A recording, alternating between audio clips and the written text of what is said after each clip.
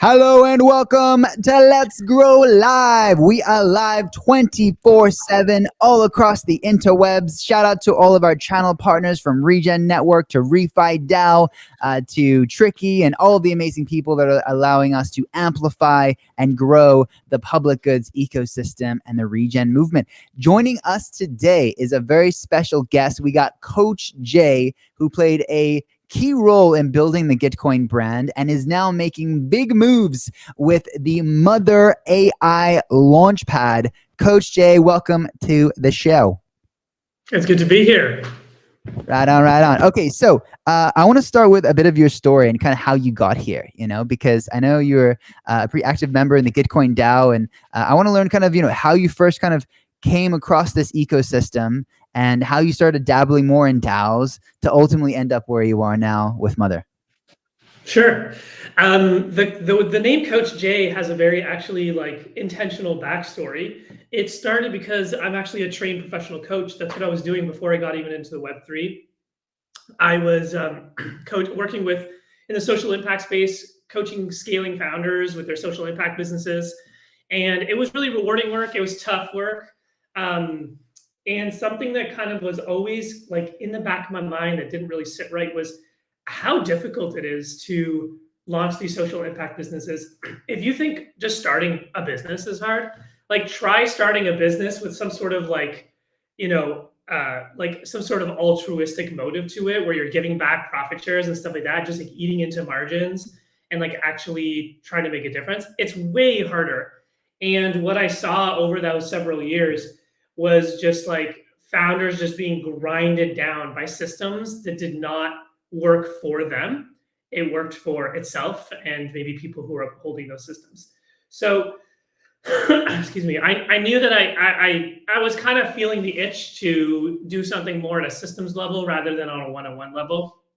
And very fortunately, one of my clients was really getting interested in Web3 as well. And he literally pointed me to Gitcoin. This was the project he was interested in. And so I looked at it and I'm like, oh, that's cool, public goods.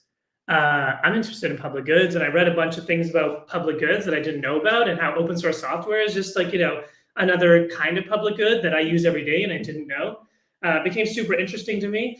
And then the DAO perspective as well was really interesting because I was I was doing leadership development, and I was interested not just in individuals leading more effectively and leading more, consciously and stuff like that, but also establishing organizations that were bottoms up, decentralized, and just really purposeful. And so when this whole idea of DAOs was really emerging, I think that DAOs has changed a lot over the coming years. Maybe has lost some of its magic, but at the time it was this new thing, and it was really exciting.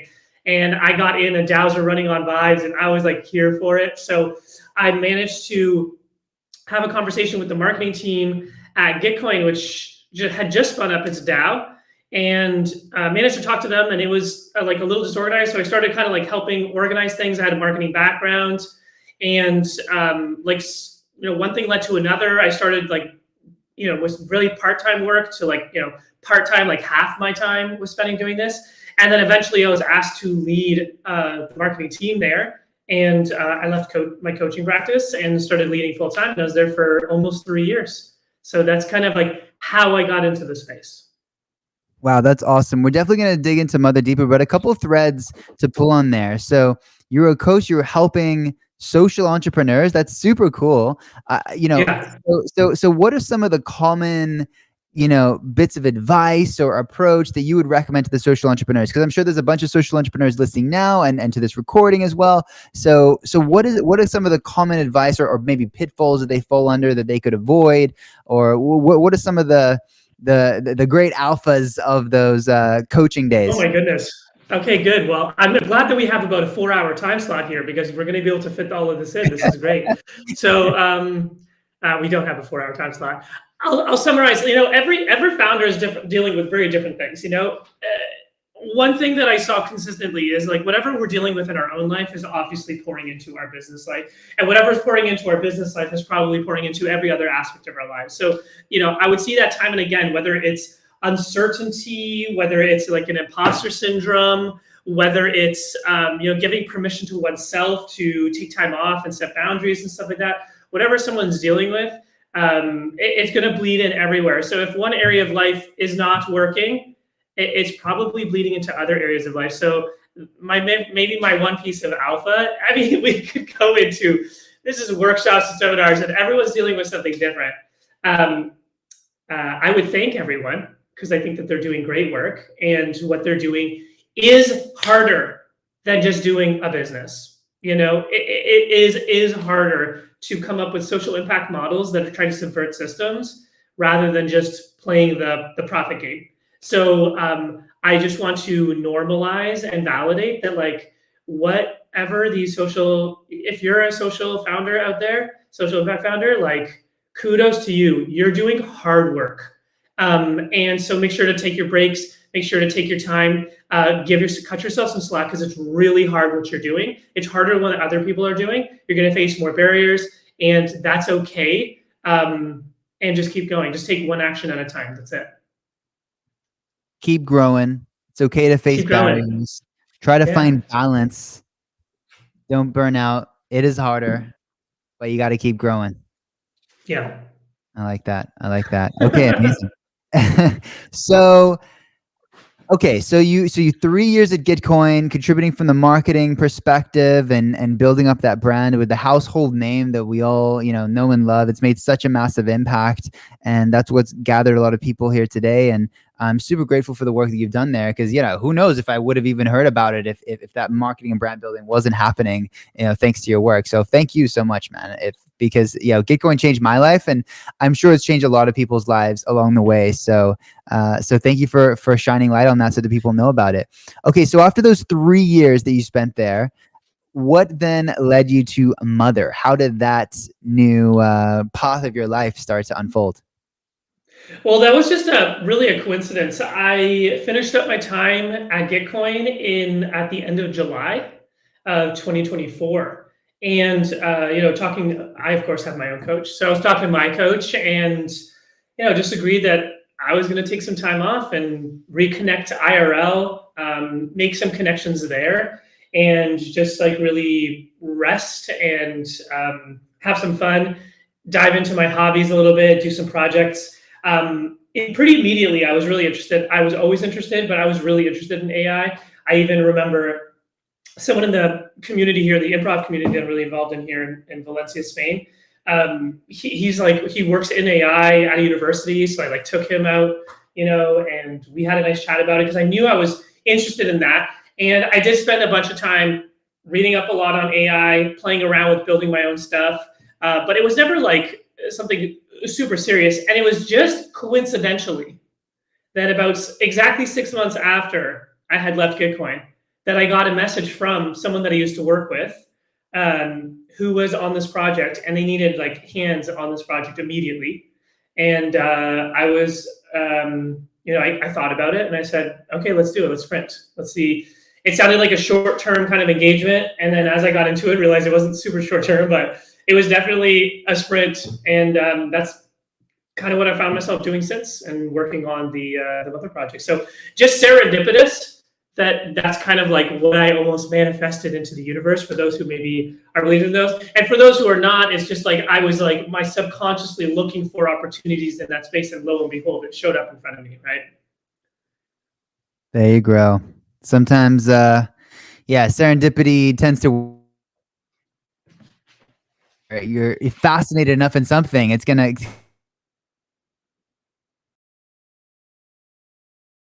With AI tokens, it's like, well, AI is not going anywhere. It's the most technology that has ever existed, because the more capable it becomes, the faster it can develop upon itself. And so these use cases are definitely overlapping and flowing into crypto, and it's just wild to be able to play with it myself in the ways that I am. And it seems like every week new stuff is coming out. So what is the vision of Mother? How is it set up currently, and what do you hope it will achieve? So Mother is a registry of AI agents with technology that allows those AI agents to coordinate amongst themselves to develop into swarms and accomplish increasingly complex tasks. So the idea is that it's not quite a marketplace. It's kind of like more of a backend protocol. Agents can plug in with this new standard, the MCP standard that Anthropic released I think it's a couple months ago. OpenAI is now behind it. So this is like the new standard. Agents can easily, write their code up to that standard, easily plug into the mother registry. And then when they're in the mother registry, anywhere that the mother registry is plugged in, which is any marketplace or any server or anyone who's plugging into it, can tap into this registry that helps them coordinate and automate job discovery. So here's kind of like how it works. What the idea, first off, let's take a step back. Let's talk about swarms versus individual agents. The idea is that we're moving into a multi-agent system future. One giant generalist agent is going to be much less efficient than a number of specialized agents that all specialize in different things and work together. Essentially, the coordination cost for agents working together is going to get closer and closer to, and kind of already is, nearing zero. To the point where if you have a micro specialized agent, the extra coordination costs to coordinate with 10 agents is negligible compared to using one specialized agent. The downside of using one specialized agent is that when you're engaging with this agent, it uses a lot more compute. There's a lot more specialties it might have that you're not taking advantage of, and therefore as an end consumer, you're paying for. Whereas if I'm using a micro-specialized agent, I use exactly the agents that I need. They use the exact compute power that's needed. And so that minimizes the cost for the end user. And it lets these multi-agent systems basically be much more efficient than a generalist agent. And so on the mother registry, these agents are going to come together.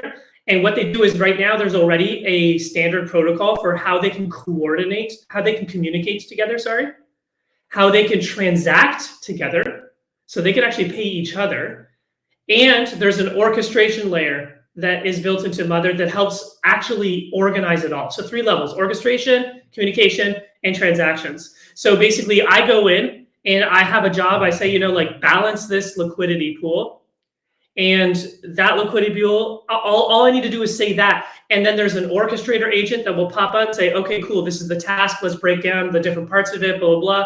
And it will search for all the agents. And in the back end, there's all this stuff going on. There's the economics of agents bidding against each other for the job. There's finding the best agents for the job based on their reputation, which they're earning on chain. And all that is verified in the back end, having the best and most effective agents rise to the top and be able to get better and better jobs over the long run. And the crappier agents who are not self-evolving, who are not adapting, who are not doing as good a job, go down to the bottom. And so all this is happening in the back end. And you and I just get to say, help me book my next island vacation. And it will just take care of it for us. So that's kind of like this registry that we're building on the back end. It's all curated, it's all validated agents. And the reason that I realized that this was significant is when I was really looking into the problem space of agents. I like that you said AI is not going anywhere. Is this tidal wave that's coming? And I think turning our back to the tidal wave and just being okay, this is how I'm going to deal with it, it's probably not the right way to deal with it. I would say the best way to deal with it is try to ride it as effectively as possible, because it is coming. It's like an inevitability. It's not even like a probability. And what I noticed with these agents, and what the folks who are started this project noticed, is that agents right now are becoming easier and easier to build. I'm a very non-technical person, and I've managed to build a couple of chatbots and that are hosted locally, that have GitHub repositories, and now are kind of like my IP that I can actually deploy into web apps and stuff like that and do stuff for me. So it's becoming super easy to build agents. There's agents proliferating more and more. We're not talking about a future with thousands or millions of agents. We're literally talking about a future with billions or trillions of agents. It's becoming easier than ever to just copy agents. The proliferation of agents is a real thing that's going to happen. Like agents are going to become easier and easier to copy, like to hunt through the code. And what happens is you might create an agent. Maybe let's talk about DeFi. DeFi is, I think, the easiest example to understand. You have an agent that finds me the best yield for my USDC. And you have this special trading formula that goes in the background, whatever it is. I can train an agent to watch your agent and copy its strategy. And then boom, your competitive advantage is gone. And now I have an agent. And especially what I'm going to be doing is if I see an agent that's highly profitable, I'm just going to make a copy. I'm going to make 40 copies because it's so easy and fast. And not only that, we're going to see self-replicating agents that can build their own agents to replicate those copies. And then on top of that, at the last level, is that you have self-improving agents. So not only am I going to see your trading strategy, but my agent is going to learn your trading strategy and then improve on it. And all of a sudden, the competitive advantage that your agent had is completely gone. So it's this like wild future that's happening. And the wild thing is that you and I, Jimmy, we're not going to communicate with all these different agents. I don't need to communicate with like a DeFi yield finding agent, whatever it is. I go to an orchestrator agent or a mother registry and I say like, hey, I have $100. I'd love to invest that medium risk. And I'd love to turn that into 150 over the next 6 months. What are my options? And can you do that for me? And like, it will just figure out what to do and it will tap into the best agents and they will have their own economy going on in the background where they're communicating with each other and transacting each other. And I'm just talking to one interface. I see that as like an inevitability. And the idea of indexing agents, giving them reputation, giving them identities, having the best agents rise to the top, I think is really important, especially if you, Jimmy, have like a really novel idea.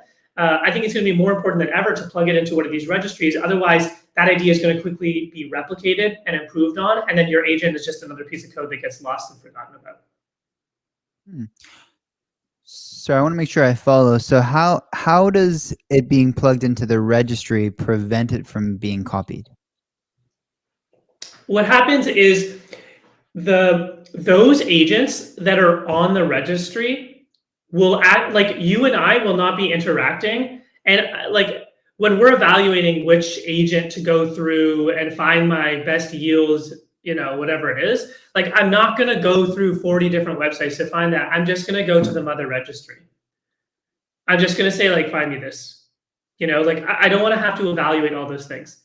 So whether your agent is actually going to be the best or not, I don't know if it's necessarily going to do that. But one thing it does is it gives it like a profile. It gives it like a shot at actually getting engaged. And that's why I like talking about Mother right now, because now I think is a great time to be building an agent, testing things out, getting plugged into the Mother registry and start building its reputation and then improving it over time as well. Because now is where it starts to build. Later in the long run, there's just going to be so many copies and so many duplicates and so many websites out there and so many interfaces and stuff like that.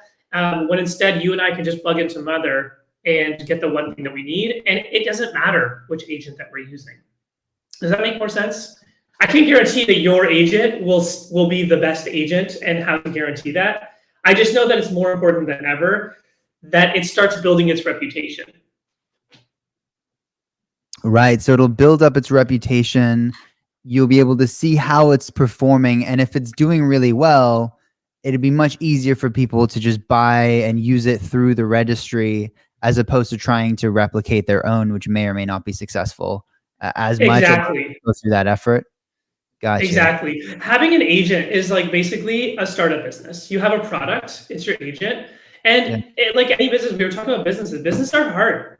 You have to think about marketing. A lot of these agents that builders that we're talking to, their number one thing that they're looking for is distribution. Like they want to get the word out about their agent.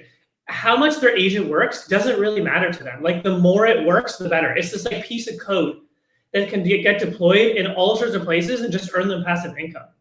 And so they're just looking to get massive amounts of distribution. And so the whole idea behind Mother is that we're going to give that distribution. You're going to plug in, and we have certain channel partners, and we're anticipating a release over the next couple of months where we're going to be able to give these agents access to almost 150 million users with some exclusive partnerships that we have lined up. And that's exactly the kind of distribution that I think a lot of these agent projects are looking for. Whoa, 150 million users? Is that not publicly mentionable information, or where are those users coming from? Or you're not allowed to talk about it yet? I'm not going to tell the details of it. I'm not exaggerating. There are about 150 million users that will have access to it. Are 150 million users going to be using it? Probably not. But even if 10% of those use it, I mean, we're talking about 15 million people interacting with the mother registry. I mean, that's like absolutely wild. That's massive. Yeah. Yeah.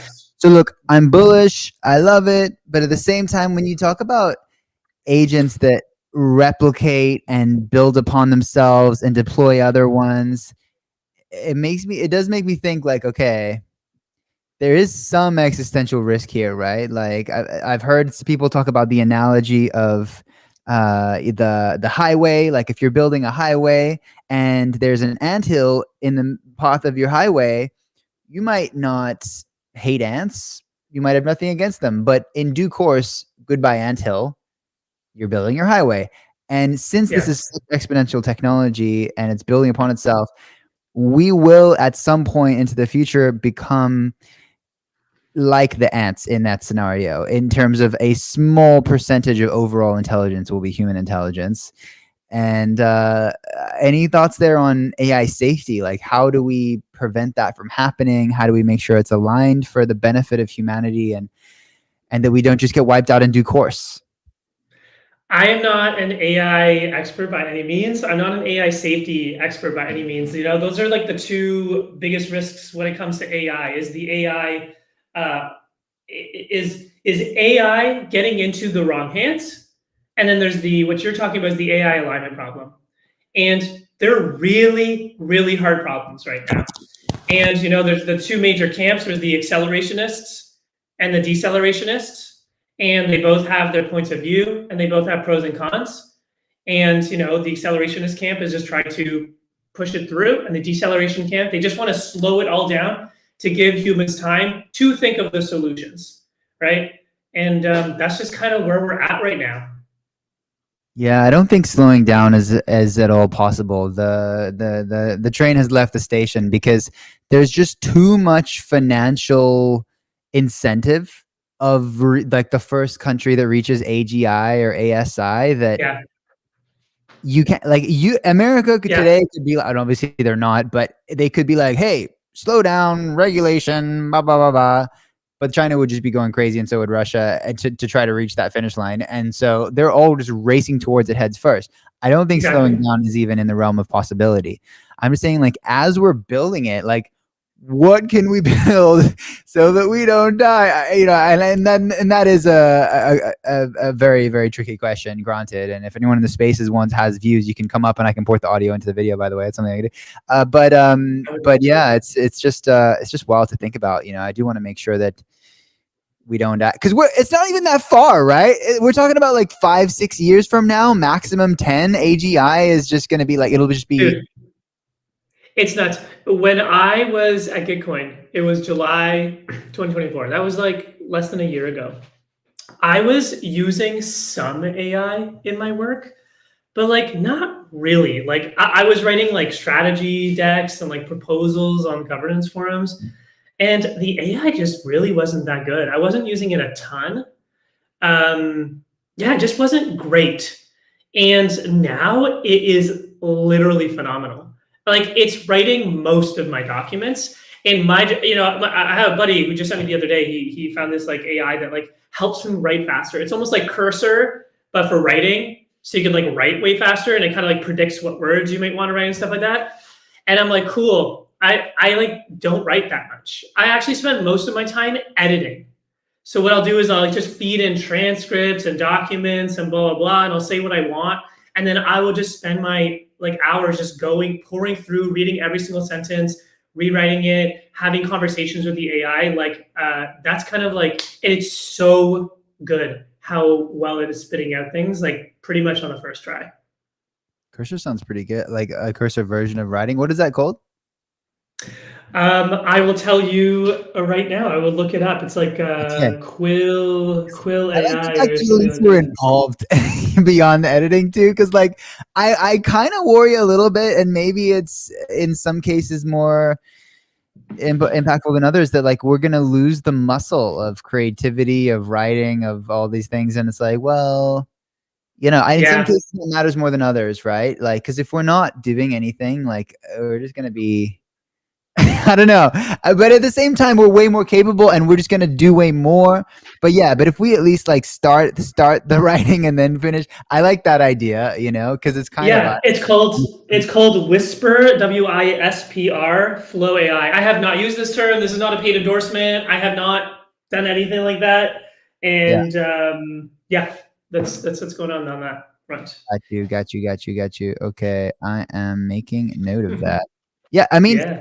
it's a it's a game changer. As I said, like, you know, agents, new AIs are coming out all the time, and if you're using them or not, it's literally the difference between success and failure for a bunch of startups, right? They say like, oh, AI is probably not going to take your job, but as a person using AI definitely will. Like, you know, so Yeah. you have to be, you constantly have to have a finger on the pulse of what's coming next. So what else have you noticed? Any agents in particular that you think are really great, or AI tools that you think people should be checking out in various avenues of whatever they're trying to do? I'm like really in right now in the crypto AI space. I'm noticing that there's not a ton of agents that are doing like really productive things, but I think that's going to change like pretty quickly. There are AI agents. The best ones are probably giving like alpha on trading and stuff like that. There are some trading AI agents on Solana that are doing amazing things. I think the next big, at least crypto for like crypto Rails perspective, is like some pretty powerful AI agents in terms of governance. I think a lot of people are trying to solve the marketing problem as well. Right now, there's lots of agents that do like marketing, but they're not good.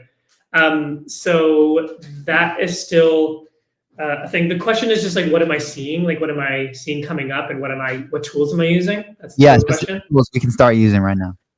Yeah, if you're not using ChatGPT, if you're not using Claude, just start doing that immediately. Get yourself a I don't subscription. I use know it's Claude. not like global I stuff. find I find Grok and Chat are so good. I haven't even looked at Claude. Cool. Whatever, honestly, whatever it is, I use Claude personally, but it literally doesn't matter. Whatever you're feeling works for you, go with it.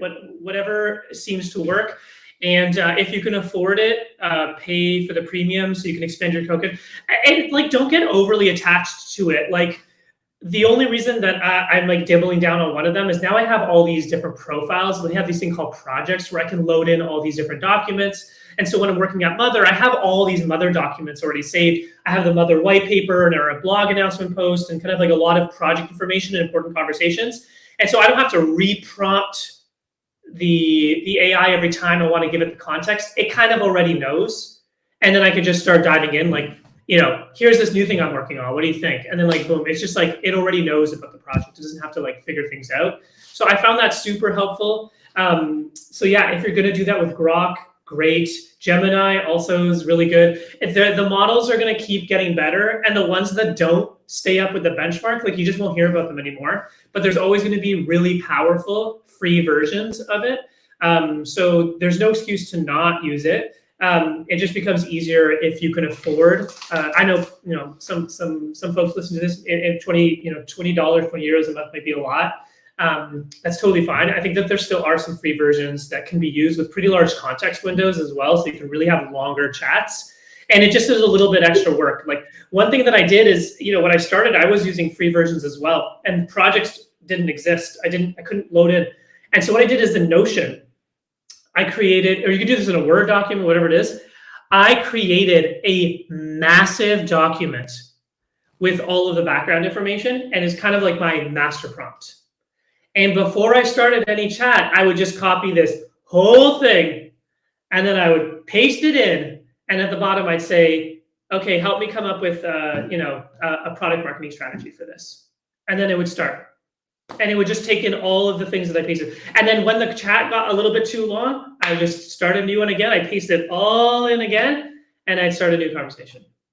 I was giving context about the company, or just how you wanted to interact, how you wanted it to respond.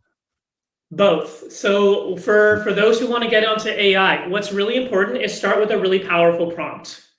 Who is it that you're talking to? and who do you want this prompt to be for you? You know what I mean? I'm doing growth and marketing at Mother right now.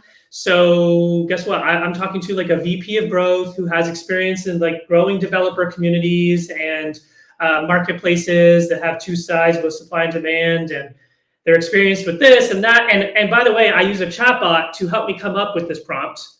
I take this prompt and I started off with saying, you are a VP of growth with 15 years experience. You have this and you have that, and you know this and you know that. Here's the information about the project. And then that's basic. So that whole thing, from you are a VP of growth all the way to audience profiles and our introductory blog post and everything about the project is just in one document. I'll update the document if needed, but that's just all one thing. Copy, paste into the context, and boom, you have a project that started. Yeah, because it doesn't have that much memory. I know in ChatGPT you can look at the memory and it knows some things, but it's not that much. So yeah, you can have more in a single prompt than what it can remember. So better to Okay, nice. Any other kind of prompt, like I feel like prompt engineering is something that should totally be taught in schools as opposed to trying to tell kids. I think so. Any other prompt engineering tips? Like how should people be prompting to get better results? I would really take some time to play with a chatbot and making the prompts that work best for you, the ones that you can repeat again and again. That's probably like the best way to get started. I'm also recording like a lot of my video calls. I'm like addicted to video calls now. Like I had a call on like Telegram today, and we chatted for 35 minutes, and both at the end we were like, shit, we didn't record that call. Because it was just like, it was great. There was a lot of like things that we said and stuff like that. And what I do with these calls is like, I literally am just like recording them, and then I'm getting the transcript, and then I'm just dumping it into AI. And I'm saying like, here we talked about this, like our rewards program that we're launching, or accelerator program that we're launching, which by the way, we are, this accelerator program that we're launching, write me up the plan, the strategy and the implementation plan, like I share with my team, and boom, it starts doing it. And I noticed a bunch of things that were wrong and stuff like that. Then I had another conversation with someone else where I was briefing this person, and I was able to clarify a bunch of things that I saw in this document. Took that conversation, dumped it in, and I said, hey, I have, I had another conversation that has some more clarity for you. Dumped in that chat, and then boom, it's been another game plan for me that was even more accurate, right? So I would say like those things are super helpful. And then again, working with prompts, working with the chatbot to develop that master prompt, I think is really useful. Don't be shy about how long it is. Just try to get it into the place. Be really particular, right? When I started with this VP of growth prompt, I started with like a CMO prompt, right? And it was like very general, like you're a CMO, brand and creative. And like what it really came down to is that like I'm working on Mother, like we're talking to developer communities. We are about AI. We're at the front of Web3. This is kind of like a little bit of marketplace kind of stuff. So you need to know about how to bust through cold start problems, how to develop network effects. So all of that stuff is in my prompt. Is like, you're an expert at doing these things. And it's not a bulletproof plan, but it helps. So I would definitely start with that. I'm trying to think of some the tips. Those are probably the most useful ones for right now. I would also load in like templates that you have, especially if you're doing any repetitive work. If I was on I'm marketing background, so these are all my examples. If I was like briefing a lot of creatives often, I would have like my marketing, and I do have a marketing campaign template already saved in there. Like, this is our standard marketing campaign template, blah, blah, blah, blah. So when I say like, hey, develop a marketing campaign based off this idea, it already has a template and it's going to fill it out in the way that I like it. So those are also things that you can do. Really important to give context is probably the most important. Give examples whenever you can. And at the end of the day, the more specific you can get, the better, right? The more clear. It's kind of like life as well. I mean, like I find like you're talking about coaching stuff. When I'm working with my clients, even to this day, I still am coaching. And when I'm working with clients, like the more clear that they are, and the more clear, even me in my own life, the more clear I am about what I want, the much more likely that I'm going to get what I want. If I'm just saying, oh, I want to go to an island, Like, cool. Like that, like maybe I'll get that. But if I'm like, I want to go to Russell Beach at the Bahamas, and it's like, and I want to sit, I want to go to this hotel or whatever. That's way more clear, and I'm actually much more likely to get the result that I want. So I would be specific as well. And there's lots of videos on YouTube about prompt engineering as well. I'd maybe look into those. But even just if you start with context and starting with examples and formats, saying like, I really want this, but I'm really not looking for this, and then just go back and forth and just tease it out with them, I think that will help. I've been monologuing. I'm gonna pause there for a sec. No, it's great, man. I've been writing notes. Like, yeah, this is super important information, right? Like, prompt engineering is the skill you have to master. So that's all really, really good stuff, and it makes a lot of sense. And yeah, okay. So yeah, you're feeding it all in. Da, da, da, da. Okay, let's go back to the swarms for a moment. So the idea is having very specific agents doing one specific thing. And then by having a swarm, you're being more efficient with computing power, right? And so That's right, yeah. many things together. So this is supposed to be like one piece of the puzzle. So maybe we could take an example of that. Like, let's say if you were hoping to launch a marketing campaign or go to market, right? You could have like a research one that's gathering the data on the customer or something like that. You could have one that's coming up with various content ideas, one that's creating content, one that's scheduling, one that's engaging, or different things like that. Or how do you see these swarms? What do you think is like a great example of a swarm that's crushing it? Right now, swarms are pretty new. So I would say that there are not a lot of swarms crushing it at all. It's all like multi-agent systems is like really new. Most of the best ones are probably, running locally within tech companies. So I imagine like the Metas and the Googles and them, they have their own internal AI agent teams, and they're building tools to be used within the company, and they're not available to the public. But I think slowly that will change as Google just announced, I think yesterday. You're saying like things changing every week. You don't even know, dude. Like literally every day, there's like just crazy stuff coming out. This whole MCP phenomena literally happened in the last couple of months. It's like completely changing the game on AI. Like now everything becomes a tool. The model context protocol, it's basically this like, it's like what STMP was for email, like this is for AI. It basically allows AI to connect to all these different tools, and it creates a standard. So basically, I'm probably going to do a pretty poor job explaining this, but you can imagine that like I want to use, GitHub, and there's a bunch of features. What I had to do before is I had to like understand GitHub, and I had to call like all these individual things. And I had to figure out how to like get it to work in GitHub. Now what I can do is there's a standard. So I can call a tool function, and GitHub on their end, they've created 20 functions that work within GitHub. And you can call any of these 20 tools by simply typing in like this, whatever it is. And that's this new MCP standard. And what happens is I can easily plug into GitHub's MCP, and I get access to all this tool library automatically. And so it's the thing with standards is that everyone has to agree with it. And that's why this big thing happened a few weeks ago when OpenAI, like Anthropic released it. And then we weren't sure if that was going to be the way, but a lot of people were really liking it. And then OpenAI a couple of weeks ago said, we're also going to go MCP. You have the two biggest players in AI saying, this is the standard we're going with. Guess what? Everyone's going with the standard now, which is like a huge step forward. So it's going to like expedite things even more. So what I was saying about things coming out daily was we were talking about swarms. We're talking about how effective they are. Yeah, Google just yesterday launched an agent-to-agent framework that allows them to communicate with each other even better. So PwC has one now. They have the Agent OS. That came out literally a week ago. Google just announced one yesterday. So things are moving super, super quick. And we're yet to see, I think, the effectiveness of agent swarms. I think that there's a lot of studies that are missing from this, but I know that they'll emerge pretty quickly.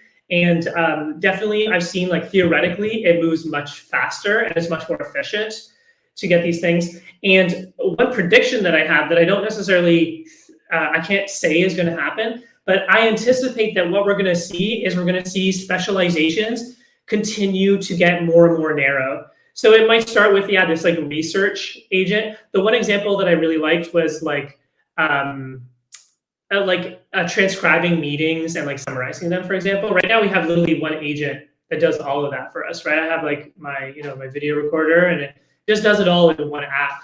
But soon what I'll be able to do is I will have an agent that is really good at transcribing. I'll have another agent that goes through the transcript and removes all the filler words, and is really good at that. And then I'll have another agent that is going to get really good at replacing all these weird words, because we are in the Web3 and we talk about DAOs and we talk about Gitcoin, and like those words are unfamiliar to these transcripting service, and it will go through and it will check and it will validate these words and replace them for me. And then I will have another one that summarizes it, and then I will have another one that translates it into different language. Like I'm gonna have all these very specific ones that can work together at almost zero coordination costs to output what it is that I want at the end. That's kind of like what we're going to move toward, is more and more of these microservices. So how do people make these specific agents? What's the go-to for creating them? I'm not like a huge builder. The tests that I've done, I've worked with LangChain to help create this. And recently I've been playing with Vercel. They literally have an AI chatbot.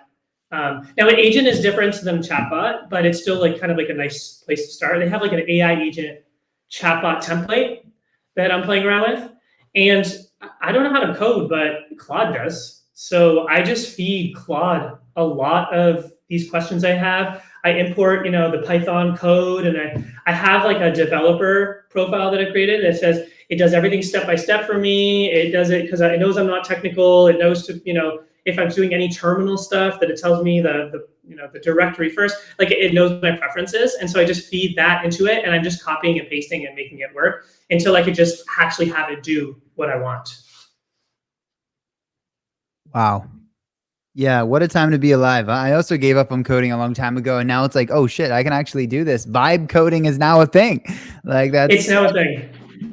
Yeah, and I think that it's still kind of tough. Like it'll get us, like you and I, like 80 to 90% of the way, but like that last 10% is really tough, and you do need some developer skills. I think this is a really unique time, because if you and I are willing, I think, to put in the work and take that extra time to get it to the finish line, there's this gap in time right now where we can actually build products that can, actually provide value to the world. But once vibe coding gets really good, and like literally anyone can do it, say goodbye to any new SaaS product, because like I just don't need to pay for it. I just can do it myself. I can say, I want this, and it will just do it for me in one shot really, really well, Wow. So I don't need all these apps. I can like build my own personal apps for my own life that do exactly what it is that I want. I pay $10 a month for this like really incredible like budgeting and like, software that can see like my spending and all that kind of stuff. I don't need to spend $10 a month. I can build my own thing and have the dashboard show up exactly how I want it to. And I can add features as I go, and it will work seamlessly, right? Like that's coming. It's inevitable. Can't wait for that. That's going to be so sick. Yeah. Okay. So you mentioned, we talked about ChatGPT, Grok, Claude.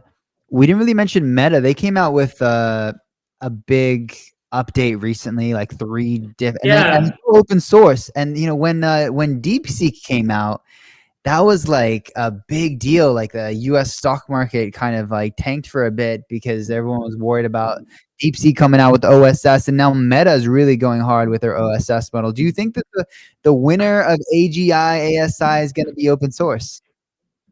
I have no idea. I have no strong opinions on that. I don't know pros and cons of that. I'd say open source is probably better than closed, places that own our data and can do whatever they want with it. So I guess I hope so, but I'm not informed enough about that kind of dynamic to actually comment on it. Yeah, compared to those that own the data. There was a famous case of Samsung the employees at Samsung were using ChatGPT, and they didn't realize that as they're using it, it's being trained on everyone that's using it. And so competitors to Samsung were able to ask ChatGPT what they were working on, and it would literally just show them all of their like company secrets that they were like feeding into it, right? Now like Venice has come out, which is supposedly private and not doing that, as well as it'll like literally answer any question, even like questionable ones. But what are your thoughts on privacy? And because a lot of these AI agents are coming onto social media as well and doing a variety of different things and becoming more and more entwined into our life. Like you're saying, it's recording all of your calls. Like, do you think about privacy ever? And like, is there any kind of boundary we should put up, or just like screw it? I hope it knows everything about me so that I can do better stuff. Yeah, I mean, I think it's always going to be a back and forth. Like it's like, oh, it's like the middle path, you know. Like on one end, you and I probably can agree. Like, man, it's nice when it knows my preferences and it can just like kind of like make things easier for me. Like that sounds great. And like the idea of companies being able to use that information however they want, it sits less well. But and obviously on the far end, the scariest part is needing to watch what I'm saying in fear of what I type into a chatbot being the basis of some harm that might come to me. So if I have opinions that maybe disagree with the majority, or I have some criticisms against government that has jurisdiction over where I'm living and stuff like that, I don't want to have to censor myself for that kind of thing. And I'm not sure where I'm saying that. So that would be kind of like the dystopian aspect of it. So from that perspective, I do think privacy is super important. The fact is that right now, a lot of folks like you and I are using the open AIs, we're using the Claudes, and at the end of the day, they monopolize a lot of that information, so they can actually commodify like that intelligence, and I think there's a huge risk there. We saw that backlash with Apple and their App Store, you know what I mean? Like they control all that data and all that information, and it's been like a huge problem for a lot of companies. Especially switching costs and for confidential information purposes as well. I think we're going to see the same thing here. I don't know what the solution is, to be completely honest, but the idea of a privacy-based LLM that is just as powerful as like an OpenAI or Claude sounds great. Would be great. Would be great. What do you think the world is going to look like when we reach like artificial super intelligence? Like, could you try to paint a vision? Because it's kind of hard to fathom, and maybe some people don't really get the gravity of what's coming. I'm not sure. I think there's going to be like incredible things, and there's going to be really scary things. And I don't know, like it could just go so many ways. Like, I was watching this thing about protein folding. Have you heard of protein folding? It's like phenomenon in biology. No, tell me. It's like there's like all these proteins that can like fold in specific ways. And what it does is, as the more combinations we find of different ways that proteins fold, the more cures we can find, the more medicines we can find. So it's like extremely important. And it kind of started in like the 40s or 50s. And like that was the time we found the first new protein. And since then we've had tens of, it took 50 years. We had tens of thousands of scientists working on like protein folding and stuff like that. And like, and until, what was it? The one that Solomon, it was the deep research team. I forget what their name was. Until they released this like one model that specialized in protein folding, there were about 150 million proteins found like over the course of 50 years. And then in 1 year with this new AI development, it was like in the billions, or it was in the trillions or something like that. Like it's like you just see this graph that's like this, and then it's like whoop, and it's just like, even if for some reason all of AI stopped progress, it would take decades to go through all the data that they have now to create all these new medicines and cures. It's just like so astronomical to think of the positives that are going to come out of this. Imagine a future where we have like almost unlimited amounts of energy. Like, what a wild reality that would be. So the positives are like super, super positives. And the negatives, of course, are the destruction of our ecosystems, an uninhabitable planet, an alignment problem that makes humans destroys humans or makes humans irrelevant. Like, I don't know what's going to happen if we maintain, our capitalist systems and we move to a place where, unless you and I are doing the trades, we're not going to have work. And even if we switch to the trades, eventually that will be outsourced to robotics as well, where we just like don't really have to do anything. There's so much purpose that's found in our lives through the work that we do and our contribution to the planet, in a capitalistic sense. I don't know what that looks like, and there's like some pretty scary dystopian realities. So I don't know what the future holds. It's coming. The question is like, when is it coming? And what are some of the key choices that will have it be more on the positive? And the positive for me is more and more human flourishing, and not have it in the negative, which is the destruction and suffering of humans and other beings as well. Yeah, I hope so. That's why I'm encouraging regens to lean into this technology as opposed to lean away from it, because yeah, like you say, it's coming, it's unstoppable, but we can shift this incredibly powerful technology in a positive direction, and we can do really great things with it to make the world a better place and hopefully usher in a regenaissance where AI is capitalized.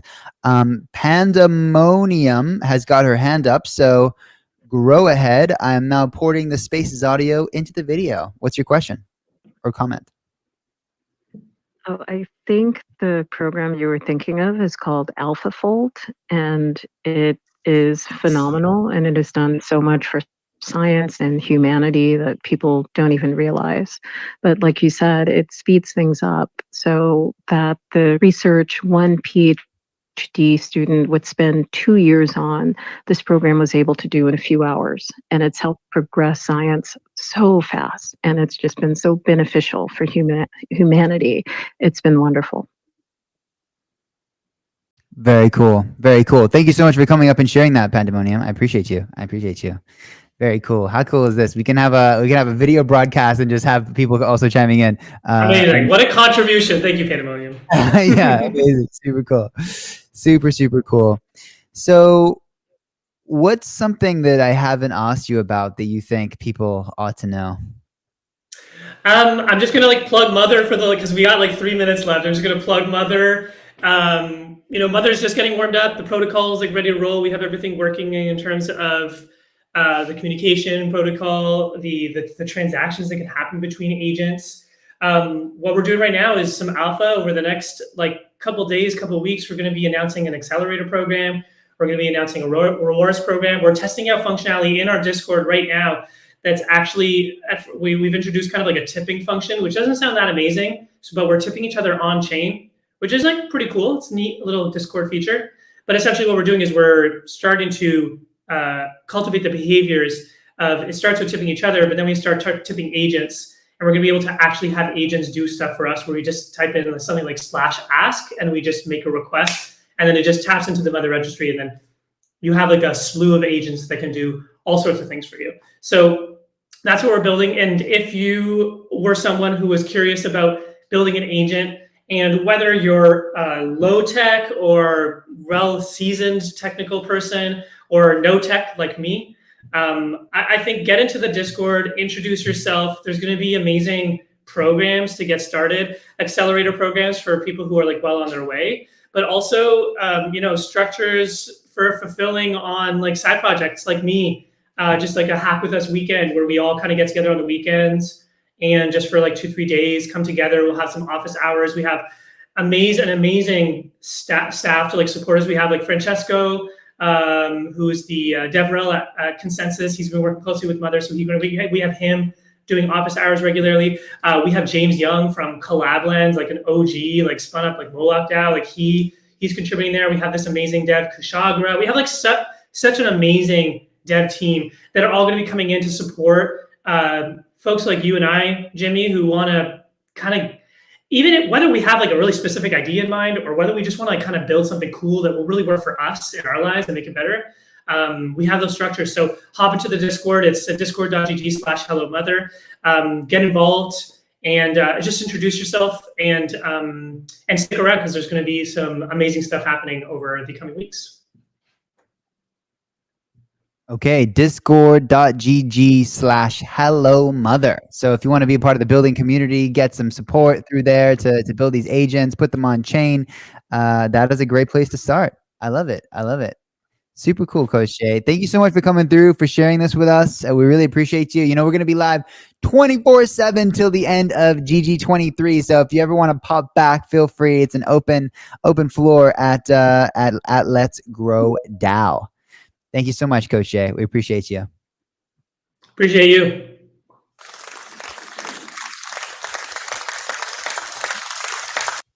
Let's grow. All right, we've got the Regen Grow Ordination joining us now live in the spaces, which I am porting over to the video broadcast momentarily. So welcome, Regen Grow Ordination. For those of you who are on the video and want to come back to the audio, that's just link up there at the tippy top. All right, happy days. Good stuff. So who we got behind Regen Grow Ordination? Is this the Monty, the Montosaurus Rex? It's me. Hello. Heyo, let's grow. Great to have you, hear your Monty. voice, Jimmy. Likewise, my man. Likewise. Great to have you here. All right, I'm gonna drop this in. It's my first Let's Grow session of the Gitcoin round. But you guys, have you been at it 24/7 since the start? 24/7. It's a little record for us of a continual spaces. Yeah, we've been this spaces alone has been less, have they?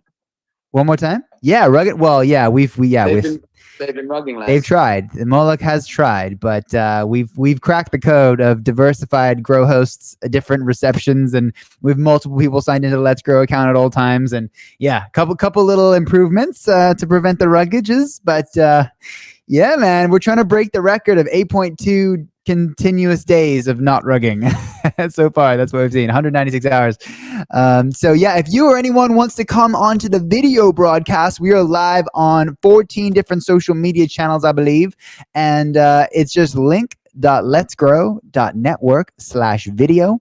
That is link.letsgrow.network/video. And if you're watching the video, there's a link right here, qf.normie.tech/regen-global, where you can even get grandma involved to support some of these amazing regenerative projects, because she can use PayPal and even credit cards. So let's grow. Over to you, Will T. Yeah, I'm back. Regen Grow Ordination. Who do we have today? It's me, Will. Hello. Monty. It's me. Is that Monty? It's Monty. It's Monty, yes. Monty Merlin. Indeed. I'm just trying to get onto the video. I don't know if you're on there as well. Oh, nice. Nice. All right, yeah, do it to it. Let's see if it works. Hey, Jimmy Growen, we have, by the way, in case you weren't aware, Monty, Jimmy is an actual vocabulary word. He is looking into legally changing his name from Jimmy Cohen to Jimmy Growen. No way. Yeah. Legal's a stretch, but yeah, Jimmy Growen. That's insane. Sandra in the LGL chat. Wow, that mouse is crazy. I'm trying to see which group it is. We have so many Telegram groups. It's crazy. It's insane. In the looks like it might be the community. Yeah. Was wondering about who was talking about AI on the show just a little bit ago. AI agent. That was the amazing Coach Jay. We had Coach Jay on the spaces. He's now part of Mother, doing great things over there. Yeah. So Mother, yeah, it's like an AI agent kind of directory type thing. Wow. It is quite cool. Yeah. We almost got rugged and lost the spaces earlier, by the way. One more time. Is that inspired by like the mothership concept? Is that why they call it Mother? Maybe it is. Maybe this could be so. We almost yep. We almost did a complete breakdown here, huh? When we're growing for the record, huh? Yeah, we did. We actually almost rugged the spaces recently. Not our fault. Like extra. Oh, sorry. So yeah, like wasn't letting people join for a moment. I think that's fixed now, right? Monty, you didn't have any issues joining. Just let you in. I'm all good.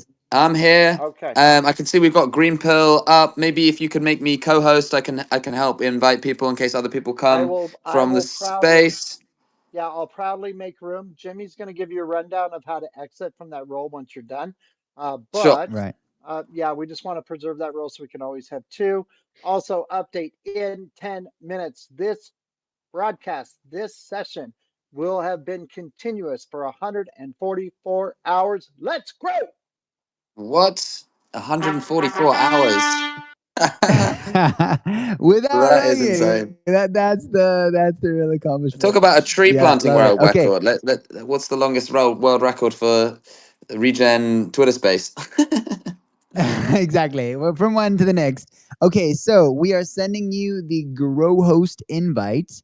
Now, when you are done and you need to leave, there's 3 dots in the top right. It's very important you click those and then click switch to listener before leaving. Okay. Otherwise, we will not be able to grow host anyone else, and that is what keeps it alive. So Got yes, you. this is the thing. Okay, you That got the makes a ton of invite. sense. Yep. Awesome.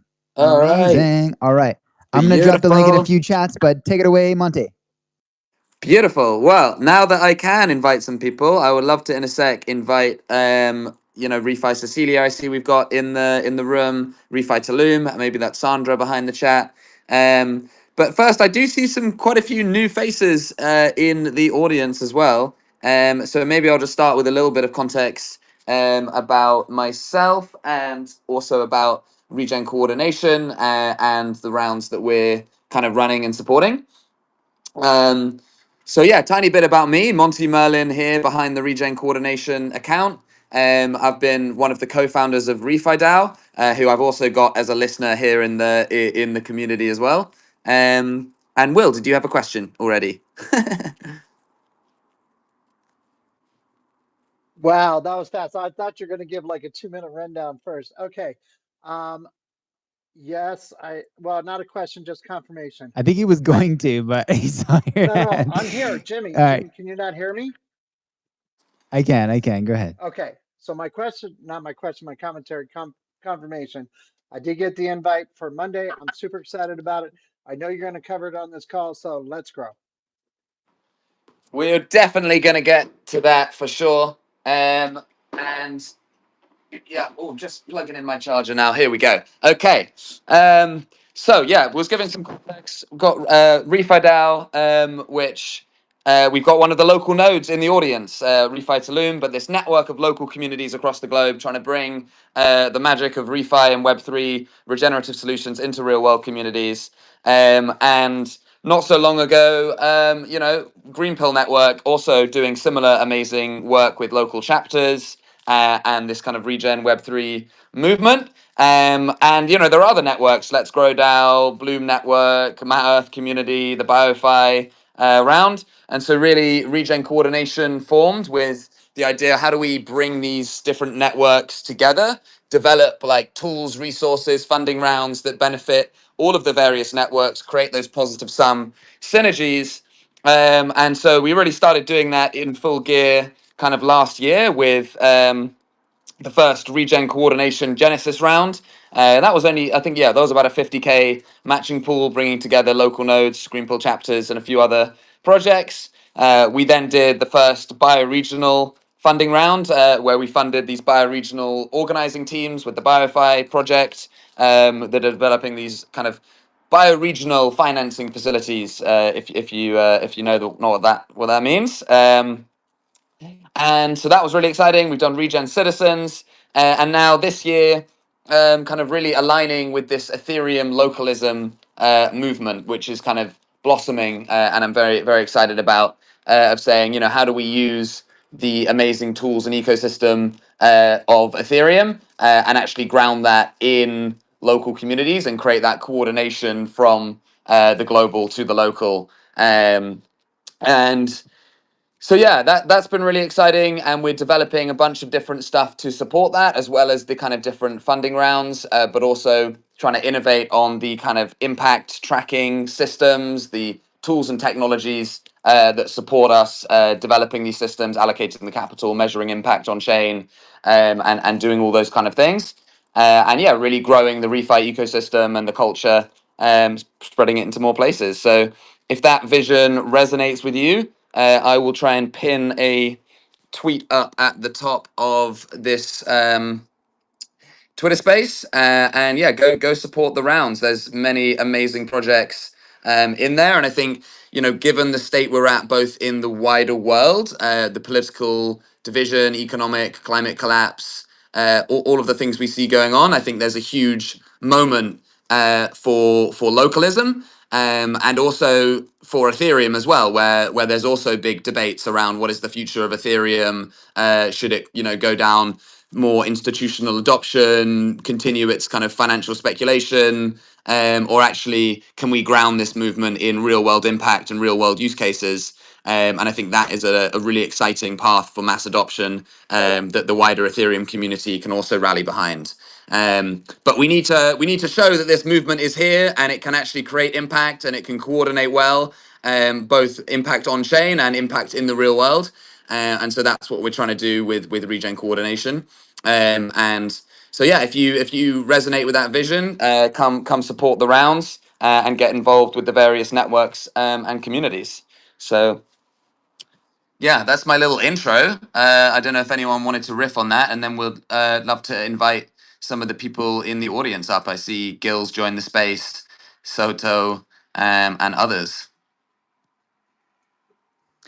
Right on. Yeah. So congrats on running this round, and also congrats on helping ensure all of the community rounds are run on Celo as well, which I know is very regenerative. I know you played a role in that. So kudos. It's really, really cool to see. I know you're also building this toolkit for regeneration as well. It would be awesome if you could shine some light on that refi toolkit that's coming together. Exactly. Yes. Yeah. So one of the things that we want to do is obviously with this network of different communities that are experimenting, innovating, implementing various refi Web3 solutions in their local communities. Well, how do we kind of understand what's going on, what models are working, and how do we improve those models? But also then how do we bring those to other communities across the globe? Kind of share that knowledge. So that we can, yeah, bring this movement to more communities around the globe. So what we've started doing is developing this kind of local refi toolkit, where we'll document a kind of series of playbooks, whether it's like planting trees with Sylvie Protocol, or coordinating funding with Atlantis, or creating a grassroots economics commitment pool, whatever it may be, planting trees with TreeGen, the TreeGen app, or I see Coconut Network developing a coconut farm, and all of the kind of mechanisms around that. So really want to build this kind of library of playbooks, and then a library of case studies of the communities on the ground who are actually implementing those models. And that can also serve to kind of contextualize to local languages, cultures, specific use cases, but also serve to further kind of improve and iterate on the tools. I think so often in the Web3 space and the builder space, we kind of stay in the like techie Web3, you know, build these complex tools and systems. But actually, we need to really adapt and improve these systems to make them more usable for people on the ground, and that's really how we're going to grow adoption. So, yeah, that's the local refi toolkit, and very much looking forward to working with lots of people here in this space to work on that together, build more playbooks, build more case studies, and bring this out to more people. Hells yeah. I love it. I love it. I love it. Welcoming up to the stage. I see we got Green Pill Network. We got the Coconut Network. We got Refi Tulum. Gideon's joined us up here as well. Welcome, friends. Feel free to chime in. And Soho, you've got an invite as well. Shimon up. Let's grow. Nice. Let's grow. Refi fam unite. Who's behind the Green Pill account? Maybe you want to say hi, say a few words about regen coordination or Green Pill, and whatever's on your mind. Hey, what's up, Monty? Hey, Jimmy. Hey, everybody. It's Matty Compost checking in from the Green Pill account. Yeah, I mean, plus one to everything Monty said. You know what? Why reinvent the wheel? Like we're 100% in alignment there. Yeah, it's two organizations with Green Pill and Refi that are very aligned and kind of doing similar things with maybe iterating differently, but yeah, I think in the long term, it's really come together, share all that knowledge, and yeah, really bring the communities together. And then also BioFi Pathfinders, My Earth, Bloom Network, Agroforest DAO. And then, yeah, well, I think it's, yeah, not the 9 additional projects that we kind of brought in and wrote up like specific partnership agreements for this round. So yeah, I'm super excited to see things really mature. I mean, it's crazy to think that this is the second one. And yeah, I'll just again +1 on the refi toolkit. I think that's the thing that I'm really most excited about here. It's not going to come together overnight, but yeah, just like aggregating all these resources and tooling, and yeah, I think there's a lot of different arms of it where it's definitely a focus on like the Atlantis and the the actual applications. But I think there's also a lot when it comes to like the more in the weeds operational governance mechanisms.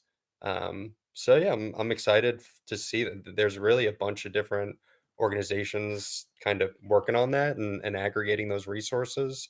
I know Writers Guild and Carbon Copy is doing some stuff there as well. So yeah, we shall see. And I think yeah, at some point it would be nice to really open up those conversations and get feedback from the broader community on what kind of playbooks we can build out and develop here. Nice, I love that. And speaking of that, I know we had Coconut Network here, who might be also developing a playbook. They're part of the Regen coordination round. Is that Wasabi? Do you want to say hello and say a few words? GM, yeah, it's me. So, yeah, we are when we were chatting in the DMs about, hey, what is that we can do together? That basically you wrote the whole proposal and agreement based on the chat that we were having, and I was so like into it and excited because at the end of the day, we were already doing most of that stuff. So being able now to collab like a little bit closer to you guys, have that approach of uh, build. Building it with the um, refi communities in mind, like from the get go. Like we had a focus like on wider communities, but now being able to integrate what you guys are doing into our work, I feel like it's a match made in heaven. Yeah, pretty much. I'm super excited. Being able to use our framework to plug it into the refi toolkit. Empower communities, because at the end of the day, that's the north star of Coconut, is to empower communities of across the whole spectrum, no matter if you want to integrate the whole framework or not. I feel like this is a great step into our wider goals. So yeah, I'm super excited also about the collab to bring Coconut DAO thesis to Silo. You know, demonstrate how we can use soul-bound tokens and how we can um, pretty much design outcomes-based assets from the get-go, and we can align every stakeholder. So yeah, super happy about it. Love that, love that. I've been getting really excited about kind of real world yield generating refi kind of Web3 assets. I've been looking at, for example, like Helios and their kind of solar on-chain solar funding. There's Refi Hub also enabling kind of real world asset funding, and I sort of feel like now with the regulatory situation being less harmful. There's still obviously regulatory challenges with real world assets. But I feel like that's a really exciting area where like I want to be investing my spare stable coins and crypto assets into yield generating things. And, there's a lot of opportunities in DeFi stuff, but actually grounding that in more real world applications and regenerative kind of solutions is really exciting. And obviously, renewable energy is one space, but having coconut farms that are supporting lending and investing that money in regenerative coconut farms across the globe is a really cool kind of thing that I want to put some of my resources into. So yeah, really excited to see that emerge and see how we can kind of grow a network of coconut farms to join the Regen Coordination Cosmo Local Network of Networks. Yeah, and just to wrap it up, like sometimes people is afraid of soul-bound tokens as a governance mechanism, but you can always deploy a new token just with a portion of the revenue coming into the DAO, and like you don't need to sacrifice the security, the protection of minorities in the DAO itself by by leaning into a liquid market. Instead, you always can create a new product based on derivative or based on the future value of money. Like there are no ceilings into what you can design when you have high fidelity data and you have the right financial model. So yeah, I'm super excited of this collab. Yeah, there is so much to do. Love that. Amazing stuff. Yeah, super excited for that, Wasabi, and yeah, look forward to jamming on the local toolkit. Yeah, I see we got Soto here as well, and I'm curious to get Monty, your give me take on 5 some of more this. minutes. I have so much voice in the background. Give me 5 minutes, please. I'll Okay, be right no back. worries at all. No worries at all. We've also got, is it Sandra behind the Refi Tulum account or someone else? Hey, hello, it's me, it's Sandra. Hey, Hola. Sandra. How you doing? It's been a while. It's been a while, yeah. How are you? I'm good, and I'm curious to hear a bit more about how things have been going. I know you've messaged saying you've been super busy with so many different things. So yeah, curious to hear a bit about what's your life been like in the past 6 months and how things going with Refi Tulum and anything else that's on your mind with the conversation we're having in the space today. Yeah, I mean, I love, first of all, I love the playbook conversation and creating these templates, creating these foundations so that this movement can really take off around the world. I mean, like it already is happening. So I think, that this is just sort of a beautiful and natural evolution to, as the saying says, to lift all boats, as a tide rises, we can lift all boats. So super excited by that, and definitely also interested in possibly contributing on some of those playbooks. I think that it's been a fun ride into finding, what is our product market fit, and where are we resonating, what is making the most impact. And kind of it even kind of gets back to like the basics of just even the cleanups. They've just been I think that they've just really been this very simple but beautiful act that all of community can take part in, can be inspired in. And what we've seen happening excuse me, in Tulum is that there's a lot of cleanups that are now just starting to be self-organized.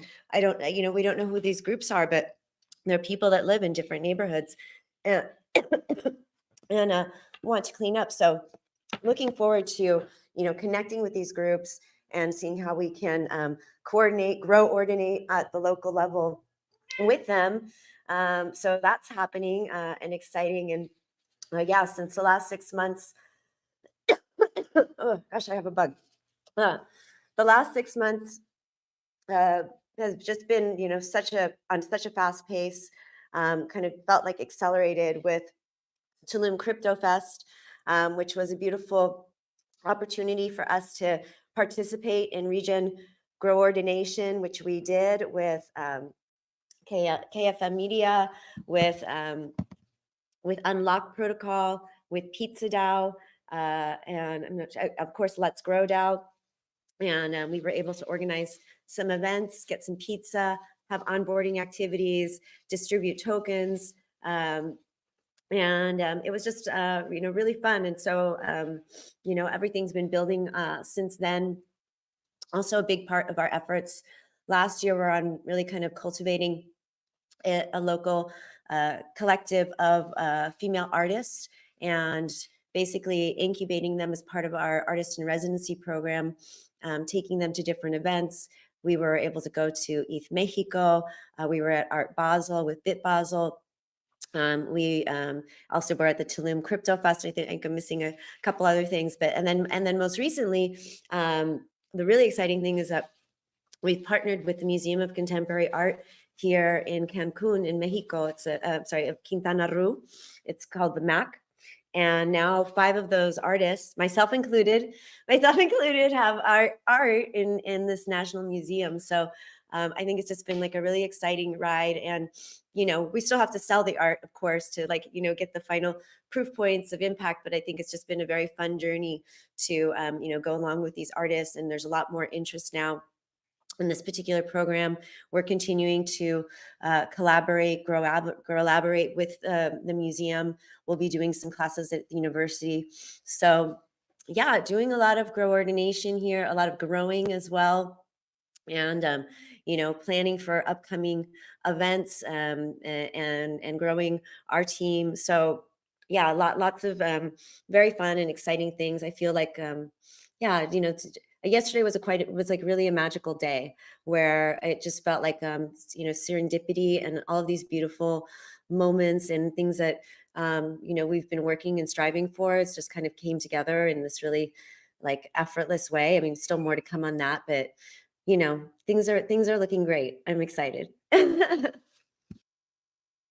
Oh, I love that, Sandra. It's great to hear. I think it's always good to be busy as long as you're taking some time as well for yourself and regenerating yourself, and keeping things going. But wow, like it's been Refi Tulum's been going strong for a good while now. Definitely one of the kind of pillar nodes of the community. So would be awesome to work together with you to kind of document some of the case studies of the things that you've been doing there, and sort of share that knowledge and experience with others in the community would be really cool. And yeah, I think one of the things that got me thinking as you were speaking was that the kind of local cleanups, although like you say, it's a relatively simple activity. It's for me, I think quite an interesting example of real kind of localism. And it sort of is filling a gap where the local governments and systems and the kind of global waste system and kind of neoliberal economy of consumption is really failing,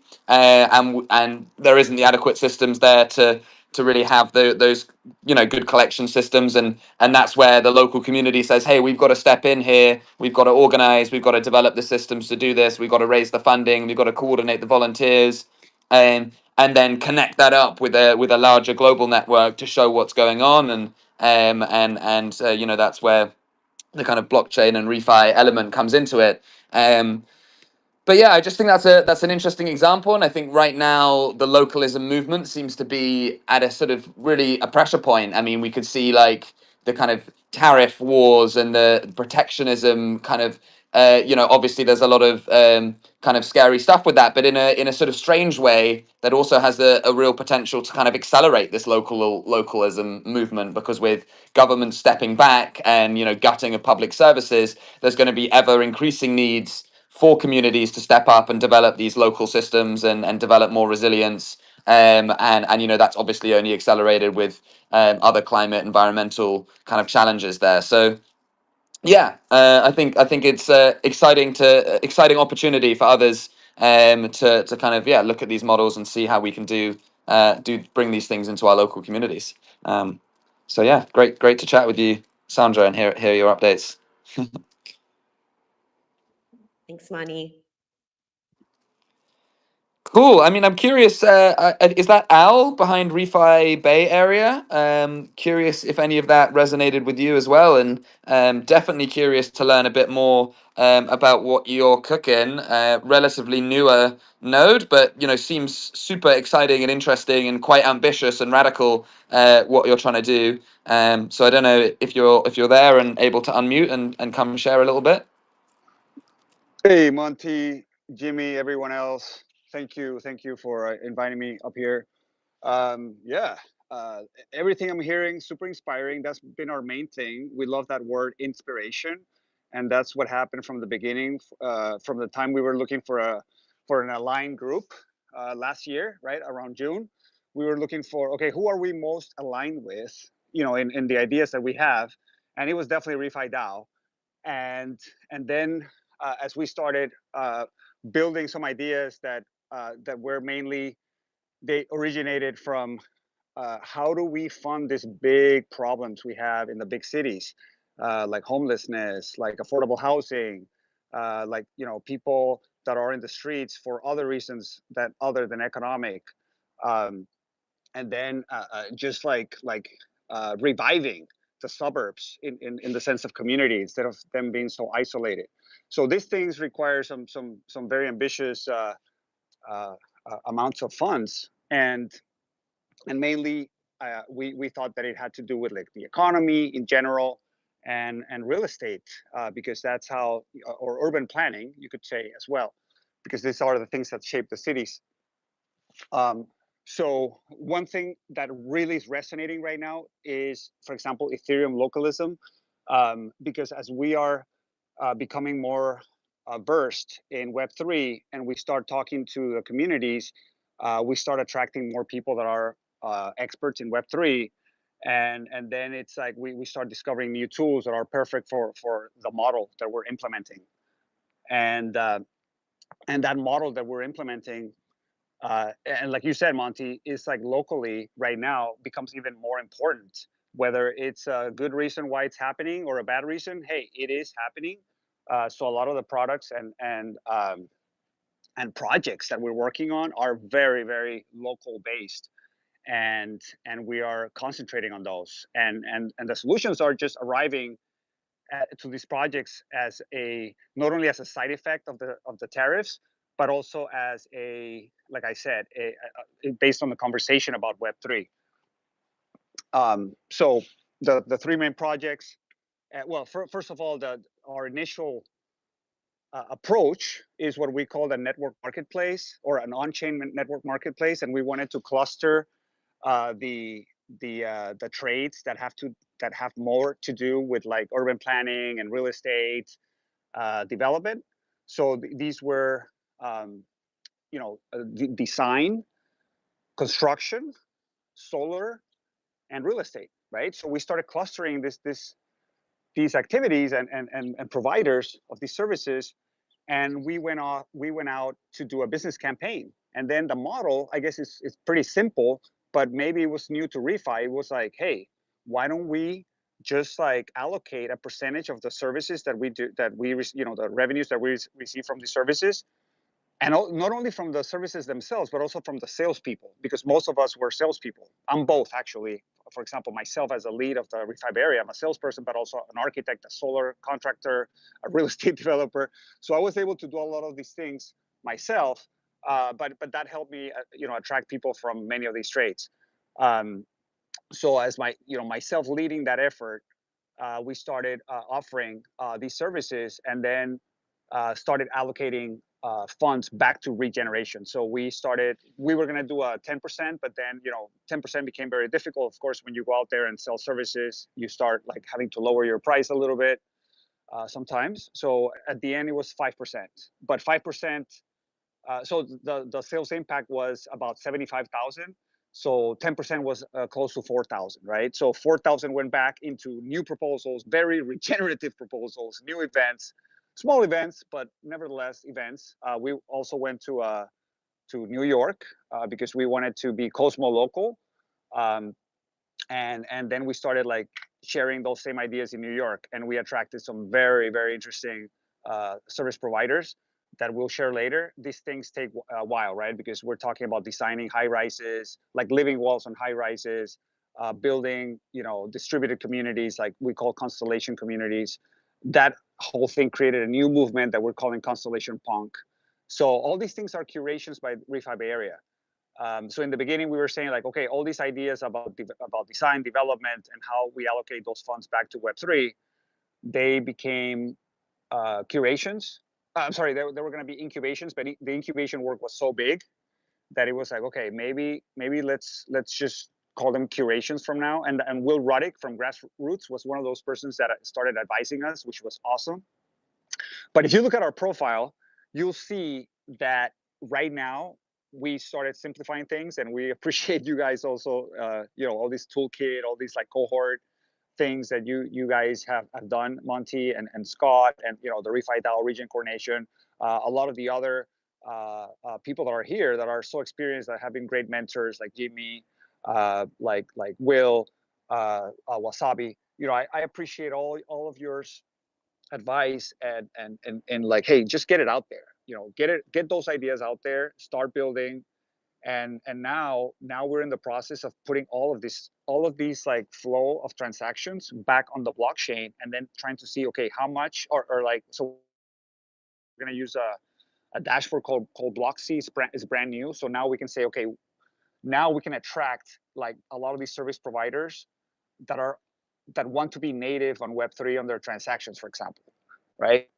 So now we can see a lot of these like bigger funding activities going through the blockchain, and but mostly register them, right? And then the inspiration maps, it's like, if you see our profile, we're also trying to promote a new type of impact, which is called transcendent impact.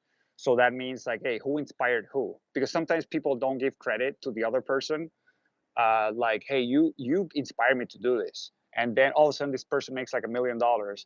And how do we track that, right? Like, it's not a commission, it's not a referral, but it's like, hey, you inspired me. So we're doing these like tracking maps, which is, we're really excited about that. I think it's another innovation, and then hopefully that's gonna become a transcendent impact. And last but not least, because of all these like real estate projects are starting to become kind of big, and like, for example, please look at our Frontier Tower. It's a 16-story building, the living wall that we started with Urban Hub Farms, which is another of our entities that we incubated. It's just becoming this incredible project, getting a lot of momentum. We're gonna need like about 2.5 million to build it at least, and so yeah, imagine like you doing a lot of that on the Web3, and then the constellation communities are. Yeah, please look at the Frontier Tower. It's really interesting because the community there is very Web3 oriented, and that's become very exciting. And then the real estate communities, the Constellation Punk communities are distributed as well. So because these things are large transactions, now we're motivated to become an incubator again, but a 501(c)(3) incubator, because a lot of these regenerative investments need to be will be more beneficial if they are tax deductions. So then if we do refi through a 501(c)(3), then a lot of these developers will be able to invest through Refi Bay Area as a way to deduct taxes and invest in regeneration and attract like more social impact donors and so forth. So all of that, like we want to start tracking on the Web3, and use and hopefully create at some point a big flow of Ethereum through Ethereum on the Wow. blockchain. Wow, so much there. I love that. That is incredible, the amount of stuff that you've got going on, and yeah, hats off to that. Really excited to see all that stuff kind of emerging. And yeah, just definitely wanted to riff on a couple things that were coming to mind as you were speaking. One was that right at the end there, you mentioned the kind of tax relief point. And actually, you should definitely reach out to Danny of Refi Costa Rica. They're working on a mechanism with endowment to create these kind of Web3 based donor advised funds. And essentially that means they set up the legal entity that donors can legally donate, get the tax reductions from that, but then also that can then flow through to a kind of network of localized projects that by themselves are probably not like formalized enough to be able to set up the legal structures to do that. But being able to set up this kind of like umbrella Refi Costa Rica or entity through this donor advised funds and endowment, they can then facilitate kind of philanthropic tax reduced donations. So that's going to be hopefully another local refi playbook that we're going to add into the toolkit. Could be something interesting for your work out there, and of course for other communities as well. And yeah, the sort of wider point I was thinking, one of the things I think is really interesting with what you're doing and what you're talking about is you're kind of really mixing real world business models with the Web3 stuff. I think sometimes what I see with some communities and in the Web3 space is they're almost totally dependent on kind of Web3 grants. And especially if those Web3 grants are then just being kind of off ramped into local currency and kind of spent on local impact projects. Obviously, the local impact side of it is great, but then when we're thinking about the sustainability of the Web3 mechanisms, of the kind of grant funding that's being provided by Celo or Ethereum, that's not going to be long term sustainable. And so, really interesting to see how you're kind of both combining the grants that you're getting in Web3, but then also bringing more capital systems revenue into that system. And yeah, I'm really bullish on this concept of total value flowed. We know about total value locked in DeFi protocols, but how do we start to measure the total value that's being flowed around localized Web3 networks in different regions, and use that as a metric that we can start to evaluate? Okay, well, if we gave a $10,000 grant to Refi Bay Area, that $10,000 grant has now flowed around to all of these other people. It's onboarded new people into Web3. It's gone into these various mechanisms. It's created local payment systems or whatever it is. And then that's really valuable data to show the kind of impact to Web3 grant funders. So I think that's going to be a core focus of mine after this, after this GG23 round calms down a bit. And really excited to jam with folks. We're building some technology that we'll be launching next week. Finally, the Prosperity Passport, which will be a way that we can sort of collect. Anyone can sort of build their Web3 refi identity, collect a bunch of badges. Say you've retired some carbon on chain, given some loans on Ethic Hub, whatever kind of refi stuff you've done, donated on Gitcoin grants. All of those can be collected in badges and tied to your various wallets can all be connected into the same profile. And what I'm imagining now as well is that you could have a kind of location-based NFT that sort of, geo stamps that you verifies you're part of the Refi Bay Area and you live in the Bay Area. And then what you can start to do is aggregate the kind of on-chain metrics and data of all of the people that are part of the Refi Bay Area community. And that could surface some really interesting insights of what does the local Web3 and refi economy look like in the Bay Area or in Tulum, and how many new people are being onboarded, new capital coming in versus what's leaving and exiting the community, which I think will be really interesting kind of new metrics and data and things to play with. So yeah, excited to continue those discussions, and whoever wants to come jam on that. I see we've got some new people in the audience. I see Gil there. I see maybe Antonio back with Refi Cecilia. I see Refi Cartagena, Karma. I'm inviting you guys all to speak. Of course, anyone else who wants to Nice, speak, nice. request. Monty, I'm back if it is You're back. available. So Yes. yes, yes. Come share. Excited to hear from you. I was And welcome to there the Regen with Coordination Jimmy. Round. Woo! Thank you. So glad to be here, and especially like being back at the Gitcoin grounds. Amazing work with the region coordination, really. And like he was so right. Like Web3 grants aren't just enough. So that's why, as you know, we are trying to create resilient value chains that support real farmers and real land stewards and the real regeneration. So I'm in Şanlıurfa now. As Jimmy knows, like I was traveling late in the morning at 5 a.m. Now I'm here. I'm with our best farmer, Mehmet here, our regenerative cotton farmer. That we have launched a cooperative actually, a legal one on end of November, and it's very funny that our sixth of Earthis DAO members is board members there. So it wasn't the other way around, but our DAO members become board members of our legal cooperative, which helps our work on the ground with Earthis DAO. But as you might know, our problem is mostly onboarding them because we are on Juno network or the DAO zone, which is on Cosmos network. So with Ethereum localism, I'm hoping that we can move to a Ethereum-based DAO because it's not very easy to get wallets on Kepler and get them on the MetaMask, which I think we changed to Coinbase wallets now. Um, so I'm very hopeful with what's going on because we are also a validator on Regen Network. So as you know, we are also moving there with starting with Base, Solana, Ethereum. I think the amazing times are coming for our early governance experimentations. What we are doing here now is upward our work to 2,000 decars with regenerative cotton. And of course, that is added to our hemp work. So I'm very hopeful that I was making some hypersorts on EcoSorten by Gainforest. I love the UX.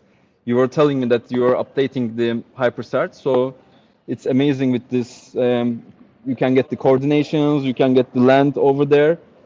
I'm hoping to get our hypersorts both in hemp and regenerative cotton and our workshops that we do in Istanbul hub.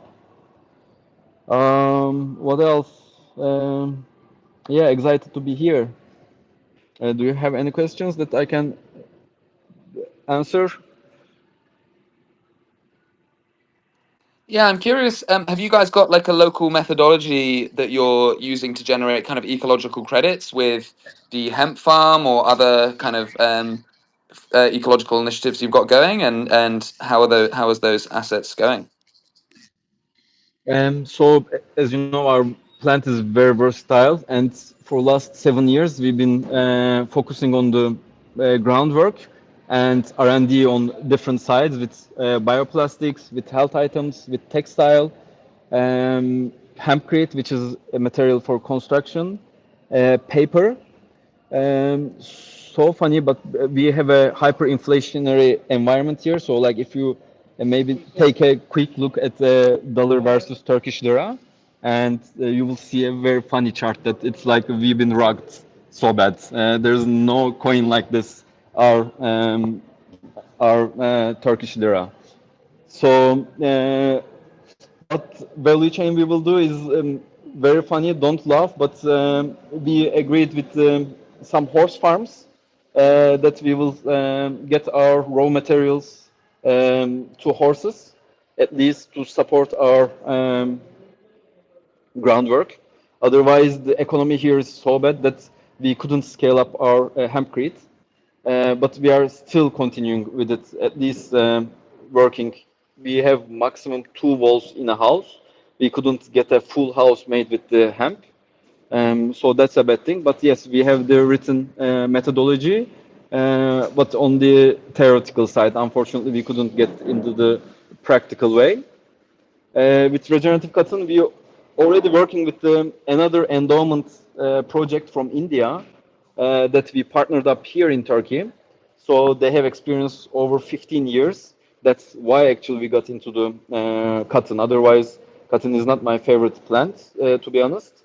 But knowing that improving the cotton value chain, I see a great opportunity here because I think around 2.6 arable land around the world is for cotton, and around more than 16-17% of the herbicides, pesticides are used there. So even making small improvements there with our regenerative methods is changing a big time. And unfortunately, fast fashion is not going to stop. So our thought was actually just merge those two and create a value chain here locally. We have really hard times for smallholder farmers. So I'm hoping to improve our value chain here and also support them with hypersars or any other funding mechanism that we have from the Web3. And integrating Charmverse and Karma Gap, as you know, I'm personally working on it.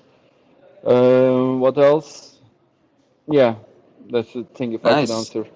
Amazing, amazing. I love that. Of course, we assume we've got Antonio here behind either the Yeah. Karma or the Refi Cecilia accounts, or maybe both. But curious, Antonio, if you wanted to riff off that. I know we've got Earthis in the Refi Mediterranean round as well. So maybe you want to talk a little bit about that as well. But feel free to say hi. Hello. Yeah, we do have a special guest behind the Karma Twitter profile, No. but I don't want to spoil it. What? What? GM. Uh, Ooh, yeah, yeah. Hey Yeah, everyone. no, this is fun. This is fun. Yeah, no, go ahead, Mahesh. I've been talking too much these days. uh, Mahesh. hey Monty. Hey everyone. Yeah, I'm so excited to be on the call here. Um, just a quick intro. My name is Mahesh Murthy. I'm the founder of Karma. A lot of you here, I recognize a lot of the projects here, which are all on Karma Gap. So first, very like thank you so much for using our product.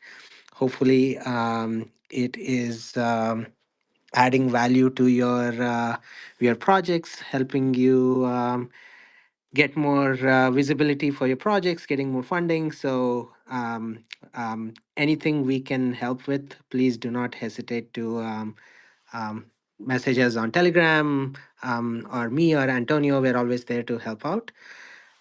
Yeah, just wanted to say thank you, everyone. And yeah, for anyone new here who is not aware of Karma and what we do, Monty, can I give a quick 1 minute pitch?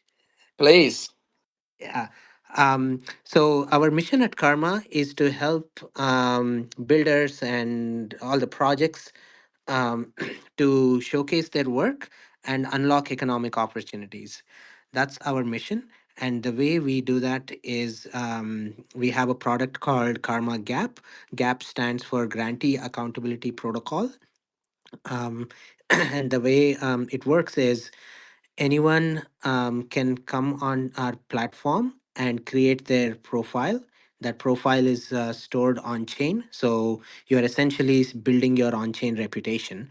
And think of this project profile as your on chain resume. Now, why on chain? It's because tomorrow, if Karma goes away, all your data is not lost. It's all on chain. All our code base is open source. Anyone can spin it up. So all the work you're putting in is always documented and it's there forever. And the core value prop is projects create their profile and then they share updates on our platform through on the blockchain. And we have worked closely with Monty and the rest of the team on building out a clear impact measurement standard. Um, it's called the common approach. So if you go and post a project activity on Karma, you can clearly see like, okay, it clearly tells you like, okay, post what activity you did, what were all the deliverables, what were the metrics. So this gives Monty and team like like all the information they need to make decisions. So and hopefully we have made it easy and straightforward for people to input all those values and numbers. So the core idea is again, your on-chain resume, all your impact documented in one place. In the future, if you use any other funding platforms to like apply, you can simply like share this link, which has all of your information, all your impact you have created, and that's the vision we have for Karma. Again, thank you for everyone who's using it, and thank you, Monty, for working with us closely. Oh, I love that. It's been an absolute joy. Mahesh's and the Karma team are elite builders. They just build and ship and are super collaborative. And it's been a joy to work with you guys. And you know, we've kind of like it's been a rush to get everything all ready in time for GG23, and we sort of just about got all the activity reporting and new functionality live. And you know, I think there's so much space to build and iterate from here. Of course, there's been some, you know, a couple hiccups along the way, but actually just you know, in the past couple days I've been sort of starting to switch gear to move into the evaluation phase of the regen coordination round. And just already the experience of going through the Karma Gap page and really being able to see, okay, these are all of the activities that the community is claiming that they've done. And then boom, here's all of the links where I can go see and actually see the outputs of that and verify what they're saying. And then here are the key kind of metrics. Already, it's just so much of a better way to really more deeply understand the work and the impact that the project is doing. You know, the Gitcoin project pages are great, but sometimes they can be a little bit generic or difficult to really drill in to the details. And so, yeah, I think, you know, once we iron out some more of the kinks and make the UX even better and add more functionality and features, I think this is going to be a really awesome system, and hopefully we'll be seeing, I guess, lots of other communities and other networks also implementing similar systems. And what I'd really love to see with regen coordination is taking some of what we're doing here at the global kind of level, and now we're already seeing it happening in the bioregional scale with the Refi Mediterranean round, and even more locally in Rio with the Regen Rio round, and then kind of adopting those same and iterating and adapting those same toolings so that those communities can have their own Karma Gap communities, and collecting all of the local projects and onboarding them onto these systems, and so we're really creating that kind of network of funding rounds and of communities, and that kind of cosmo local coordination across the globe. So yeah, really excited to see that emerge, and I'm just super bullish for continuing to build and iterate on these systems together with you, Mahesh, and with many other awesome projects as well. And I think there's a bunch of easy wins of just improving the Gitcoin grant stack system as well. So I'm definitely gonna, after this round, be putting together a doc and getting directly in touch with the Gitcoin team to see if we can get some new functionality. Obvious things like Markdown, better Markdown editor, and connecting your Karma Gap page and in the project page, and a bunch of stuff there. So if you've got any feedback around that as well, please do share it with me. And obviously after GG23, we'll be busily trying to upgrade all the infrastructure to make it even better for next time. So yeah, great to have you here. And yeah, feel free if anyone wants to raise their hand. We've got about 4 more minutes of the regen coordination takeover. I see we've got Gil up here. Do you wanna say hi, Gil, and riff on some Regens Unite regen coordination? Yeah, can you guys hear me? Yep. Hello? Yeah. We can hear you. All right, cool. Thank you, Monty. Yeah, happy to be here. Happy to hear some familiar voices here and learn about some amazing projects. I'm super excited to be part of this region coordination round with Regens Unite. We're all about connecting different communities working on regeneration. We are doing this through various kinds of events. They're usually very participatory. We focus a lot on facilitation because a lot of these communities, they don't speak the same language. So facilitation is a very important component for our events. We just ran a 5-day region hub at DevCon just at the end of last year. And we did like a full day of onboarding Thai locals, Thai students into Web3 as well. That was really cool. And before that, we ran the Region Village event that was doing ECC last year. And we helped kickstart a permanent local hub for the Brussels community. It was called the Commons Hub Brussels. That was a blast. And yeah, it's really beautiful to see that space grow every day. I go there all the time. And yeah, now we're planning more events this year. We're looking to expand the team, and we're building an online platform to connect more regions online as well.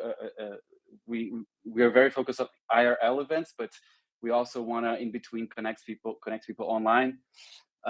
We're also creating free toolkits that we want to add to the roster of toolkits of all of these regen communities. We have our handbook and we want to update it after 3 years of learning. So yeah, we want to kind of contribute towards that as well. And we are, growing our partnerships. We're talking a lot with the Bloom Network right now to expand this presence online and connect regions online as well. So yeah, super excited. I'm also very happy about this PayPal donation option because a big part of our community is actually not crypto savvy, and it's always a hurdle to get people, to build their wallets and everything. And it's really hard to get them on board. So this will enable a lot of our community to jump in and support us. So yeah, thank you for the opportunity. Let's grow.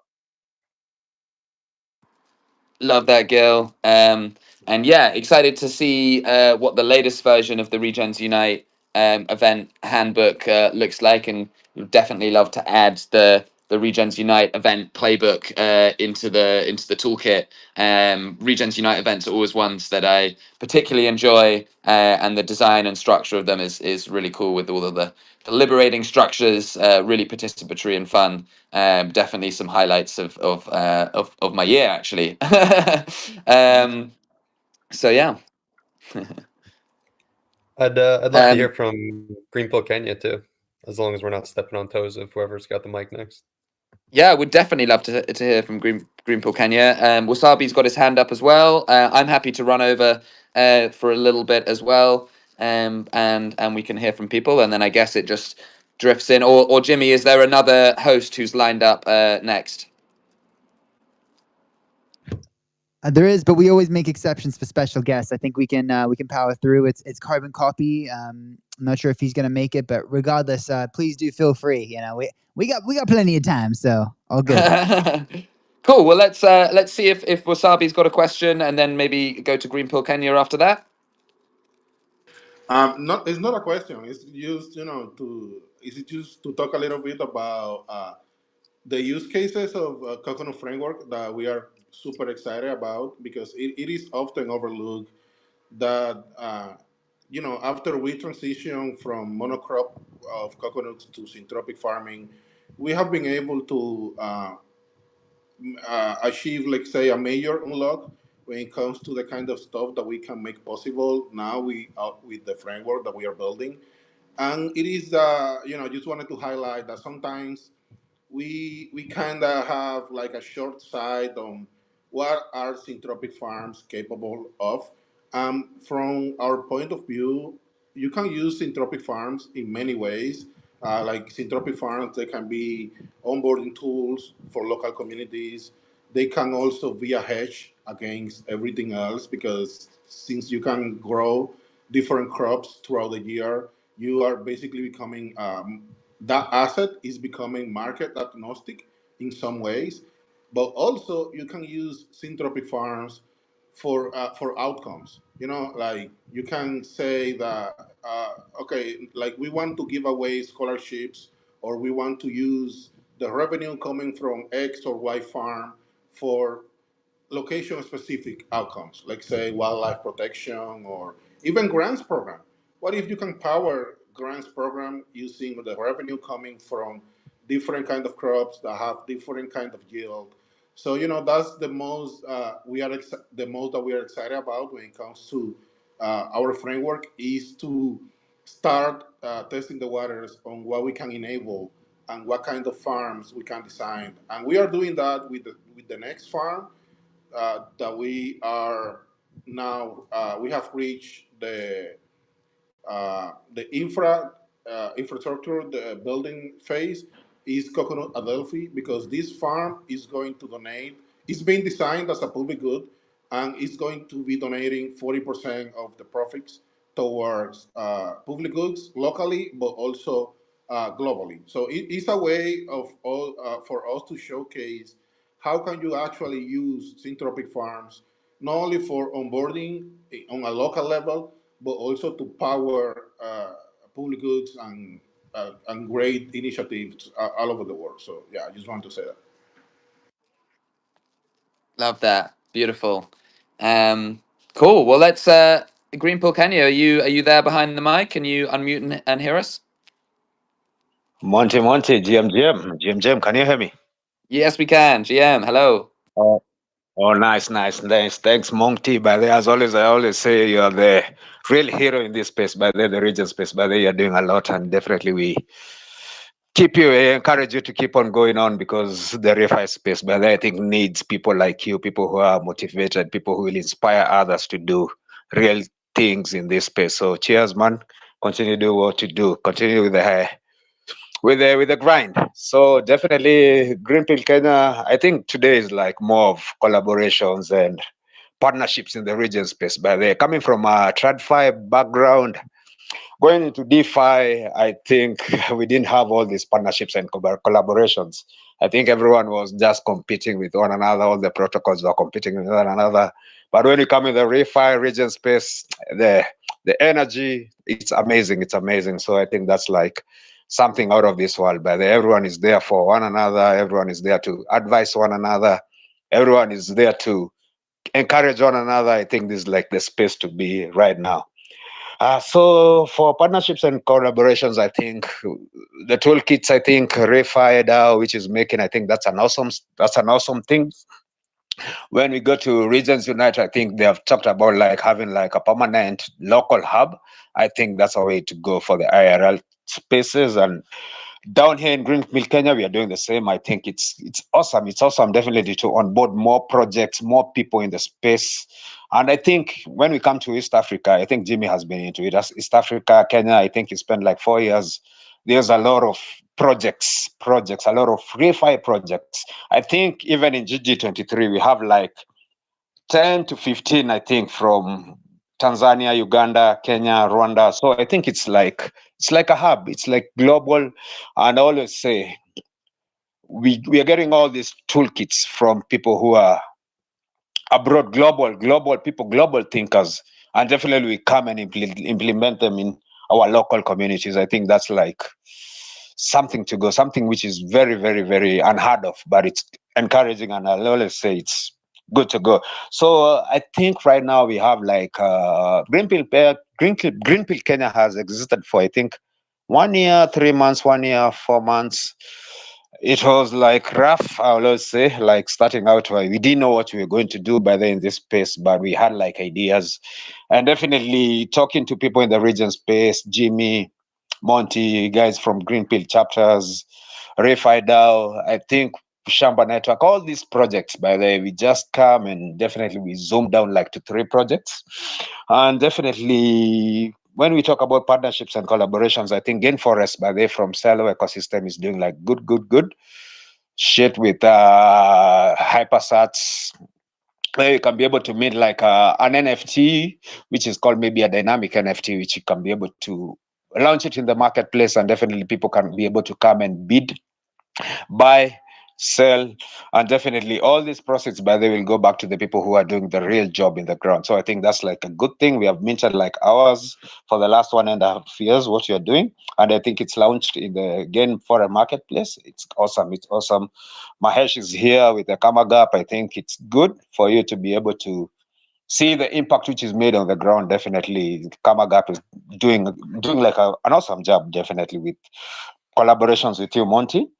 And I think that's a good thing. That's a good thing. So the next thing, I think it's, as I always say, is like IRL, especially in the region. I think, especially in the refi spaces, IRL events, they make wonders. They make wonders. They make people connect. I think we had like, I can't remember his name, but Free Fi Bay Area, I think they're doing an awesome job. I think they're trying to do like solar combined with real estate, and definitely when you come back, you give back to the community, and definitely people will come and maybe tokenize everything, and maybe people will come and buy and people will invest, and definitely it's a real world asset, something which is on the ground, people will come and see, and definitely has like a lot of positivity to our ecosystem, from carbon sequestration to the climate changes to everything else, into the air we breathe, to the food, to the everything we eat. So I think that's like awesome. So the other thing we are trying to do is right now, I always say fertilizer, organic fertilizer. Definitely for you to be healthy, definitely. As I always say, just eat something which is organic. Organic, I mean food that is planted, if it's maize, if it's corn, if it's our greens, microgreens. Let's not use those pesticides. Let's not use those, I always call them plastic fertilizers. Let's learn to compost our fertilizer. Let's learn to compost our organic waste. Let's learn to compost our plants, as in the waste from the plants, the leaves. Let's combine it maybe with biochar, and definitely let's maybe think of ways where we can be able to pelletize it to granules to be able to reach the market. Definitely, because when you go with like organic manure, which is just the organic compost, people will think, this is just the normal thing. People will not be able to curious to see. But when you granulate it, maybe to small particles like the original fertilizer, people will be like, oh, this is just the common fertilizer which we're used to. and people will have like the market for it. People will start choosing it, and when people start choosing it, definitely it has like a circular effect. You have the waste from the plants, from our food waste. You come and recycle it. Then later on, you take it back to the plants, you take it back to the animals. Then it's like a recycle effect. It's like a regeneration effect. So I think that's like something we are trying to do, and definitely we'll reach the majors.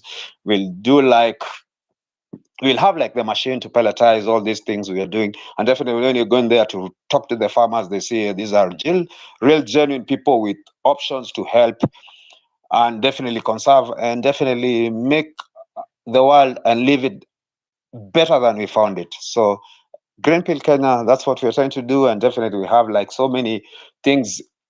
I can't even some of them by the way they just run away from my mind. Oh, I remember by the way we just have like a bounty in the Atlantis Impact Foundry. We have like a solar bounty. Then we have like a biogas bounty, and definitely all these bounties. I think they'll come and help our the hubs we are building, and definitely believe the world is a better place. Sorry, but they just lumbled too much. And cheers, guys, and let's keep the word and let's keep encouraging one another and let's keep doing our shit. Thank you. Love that. What an epic little speech there about all the things you're doing and just great sentiment and vibes. So yeah, nice to hear from you. Really, I don't think we've properly met before, so that was a nice introduction. Sounds like you're doing some great work. Big up, Green Pill Kenya. Definitely going to get some support when I get round to finally doing my grow nations. Coming soon. I'm going to see how big I'm going to make them this time round. But yeah, in the coming days, I will definitely be doing that. Definitely going to be cruising all 8 Cello rounds. Well, seven Gitcoin rounds on Cello at the moment. For open for donations. So that's pretty cool. And if you've only checked out 1 or 2 of the rounds, why not check out some of the others? You might see some cool projects that you're not heard of before, learn a bit, and continue to support the ecosystem across a wide variety of sectors, from the DeSci round, from regen coordination to the hypercert to good dollar. There's a bunch of cool rounds, communities, projects. So of course, if you haven't already, go check that out. And yeah, it's been a great space. Thank you, Jimmy, for hosting and setting up this container every time. It's a real public service, public great. And so yeah, I'm going to sign off in a second, but it's been a really nice space. I've really loved hearing from everyone. And yeah, so next spaces we've got coming up. I've got a really exciting space coming up on Monday next week with Kevin Owaki, with Benjamin, with Samantha Power of the BioFi project. And we're going to go deep on this concept of Ethereum localism. You've heard me mentioning it a few times, but I really think it's the meme that we can bring and sell the regen and localist work that we're doing in these various communities and networks, and really get the wider Ethereum and Web3 communities and ecosystems excited about that. And so, yeah, really excited about everything that's going on in this wider Ethereum localism movement and how that links in very directly with the work that we're doing, obviously, with regen coordination as well. So, yeah, if you want to learn more about that, come to the space on Monday. And we have a calendar that you can subscribe to. It's the regen coordination calendar on Luma. And it has a bunch of events on there, including the one I just mentioned, but also some other events across Green Pill, ReFi DAO, Regens Unite. Would love to get some Let's Grow events in there as well. And so that is lu.ma/regen coordination if you want to subscribe to the calendar and check out those events coming up as well. So yeah, with that, I'm gonna hand over my co-hosting responsibilities to whoever come next. And don't worry, Jimmy, I'm gonna click the 3 dots and shift to listener before I do that. But yeah, just sending a huge amount of love and support to everyone here in the regen community. It's about 6:15 p.m. here, and it's a nice sunny day in London. So I think I'm going to go outside, maybe touch some grass for the day, and see some friends, maybe for one drink at the pub, but not two. It's a Thursday, so. But yeah, signing over and out. Thank you so much. Love it. Thank you so much, Monty. We got it at the top of the stream, lu.ma/regen coordination. Let's grow, let's grow. We got the qf.normie.tech/regen-global as well. Make sure you're gronating. Get grandma involved. It's super easy now. Thank you, Monty. We appreciate you. Let's grow. Woo! All right. Awesome. Monty, what a legend. Whew. I know, right? What a legend. So now we are going to rotate. I'm going to just send an invitation to everyone to come up. I can come up as the boop. And let's grow. If we're waiting for love it, love the Trinity, vibes. I'm sorry, Go ahead. Jimmy. Yeah, if we're waiting for No, you're good. Trinity and Carbon Copy, I guess a quick shout out for Greenpill Nigeria in the crowd. I just threw up a tweet thread, but the last tweet that I just added is a collection that Donnie Jerry put together for the Izzy Grow Brigade. So yeah, it's now's as good a time as ever to always mention our brother Izzy, decentralized CEO, who really was one of the key leaders for Greenfield Network. So yeah, I mean, his hard work and his impact is going to be felt forever. But yeah, definitely wanted to mention that izzygrowbrigade.eth put that together, and I think it was 50 projects. So yeah, if anybody wanted to, especially anybody that knew Izzy, or even if you didn't know Izzy, we all loved them, and yeah, definitely support all those projects. And if we have a minute, I would love to hear from Greenpill Nigeria. Izzy was the previous steward for Greenpill Nigeria, and I know that whole crew of current stewards are doing great work. But yeah.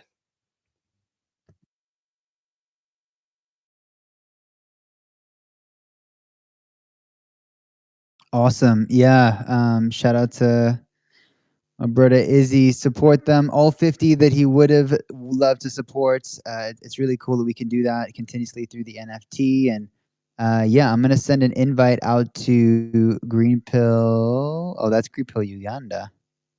Is Greenpill Nigeria here? I don't think they're here. I right lied. now. Oopsie daisy. No. It's a very similar PFP, but not quite. But yeah, so that's pretty sweet. And yeah, we kind of ate into your time. I'm gonna hit up Trinity, but for now, I guess y'all have got the floor. Cool. Well, I will double tap on Carbon Copy in the dApps and apps. Definitely please support them. I personally think that they're as primo of a regen refi publication as any that's out there. And Greenpill Risk Guild is collaborating with them well to pump out some educational content that'll be kind of digging deep into the refi communities, the actual tooling they're utilizing, and how the tooling impacts what they're doing. You're sounding a little bit alien. Is anyone getting that as well? You on a computer with a lot of tabs open by chance?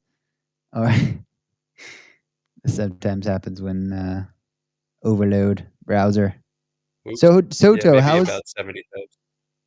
70 tabs on the computer, huh? Yeah, that'll do it. That'll do it. Yeah, you might want to either join for mobile or just quit a few tabs if you can. Or non-Chrome browser typically helps too. But yeah, they are doing great publications, spreading the good gospel of regeneration. We love to see it. Yeah, I'm gonna give them a call real quick.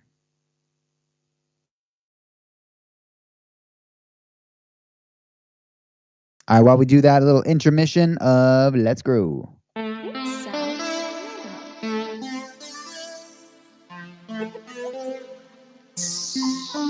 Let's grow. Build on chain and grow. Regenescence grow. Build the people like you planting trees and grow. Do a three and grow. Make your impact known.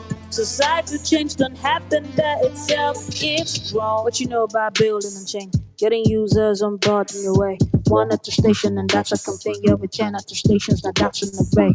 Shout out to the builders who never gave up. I said Jimmy and the team who never went up. Let's grow. We are gonna make it, yeah, we did, we grow. Gitcoin and eBay and use LFGrow. We got a big trees, really on chain geeks. You'll find no tricks in our protocols. Do you like open source? Do you contribute like you were part of the workforce?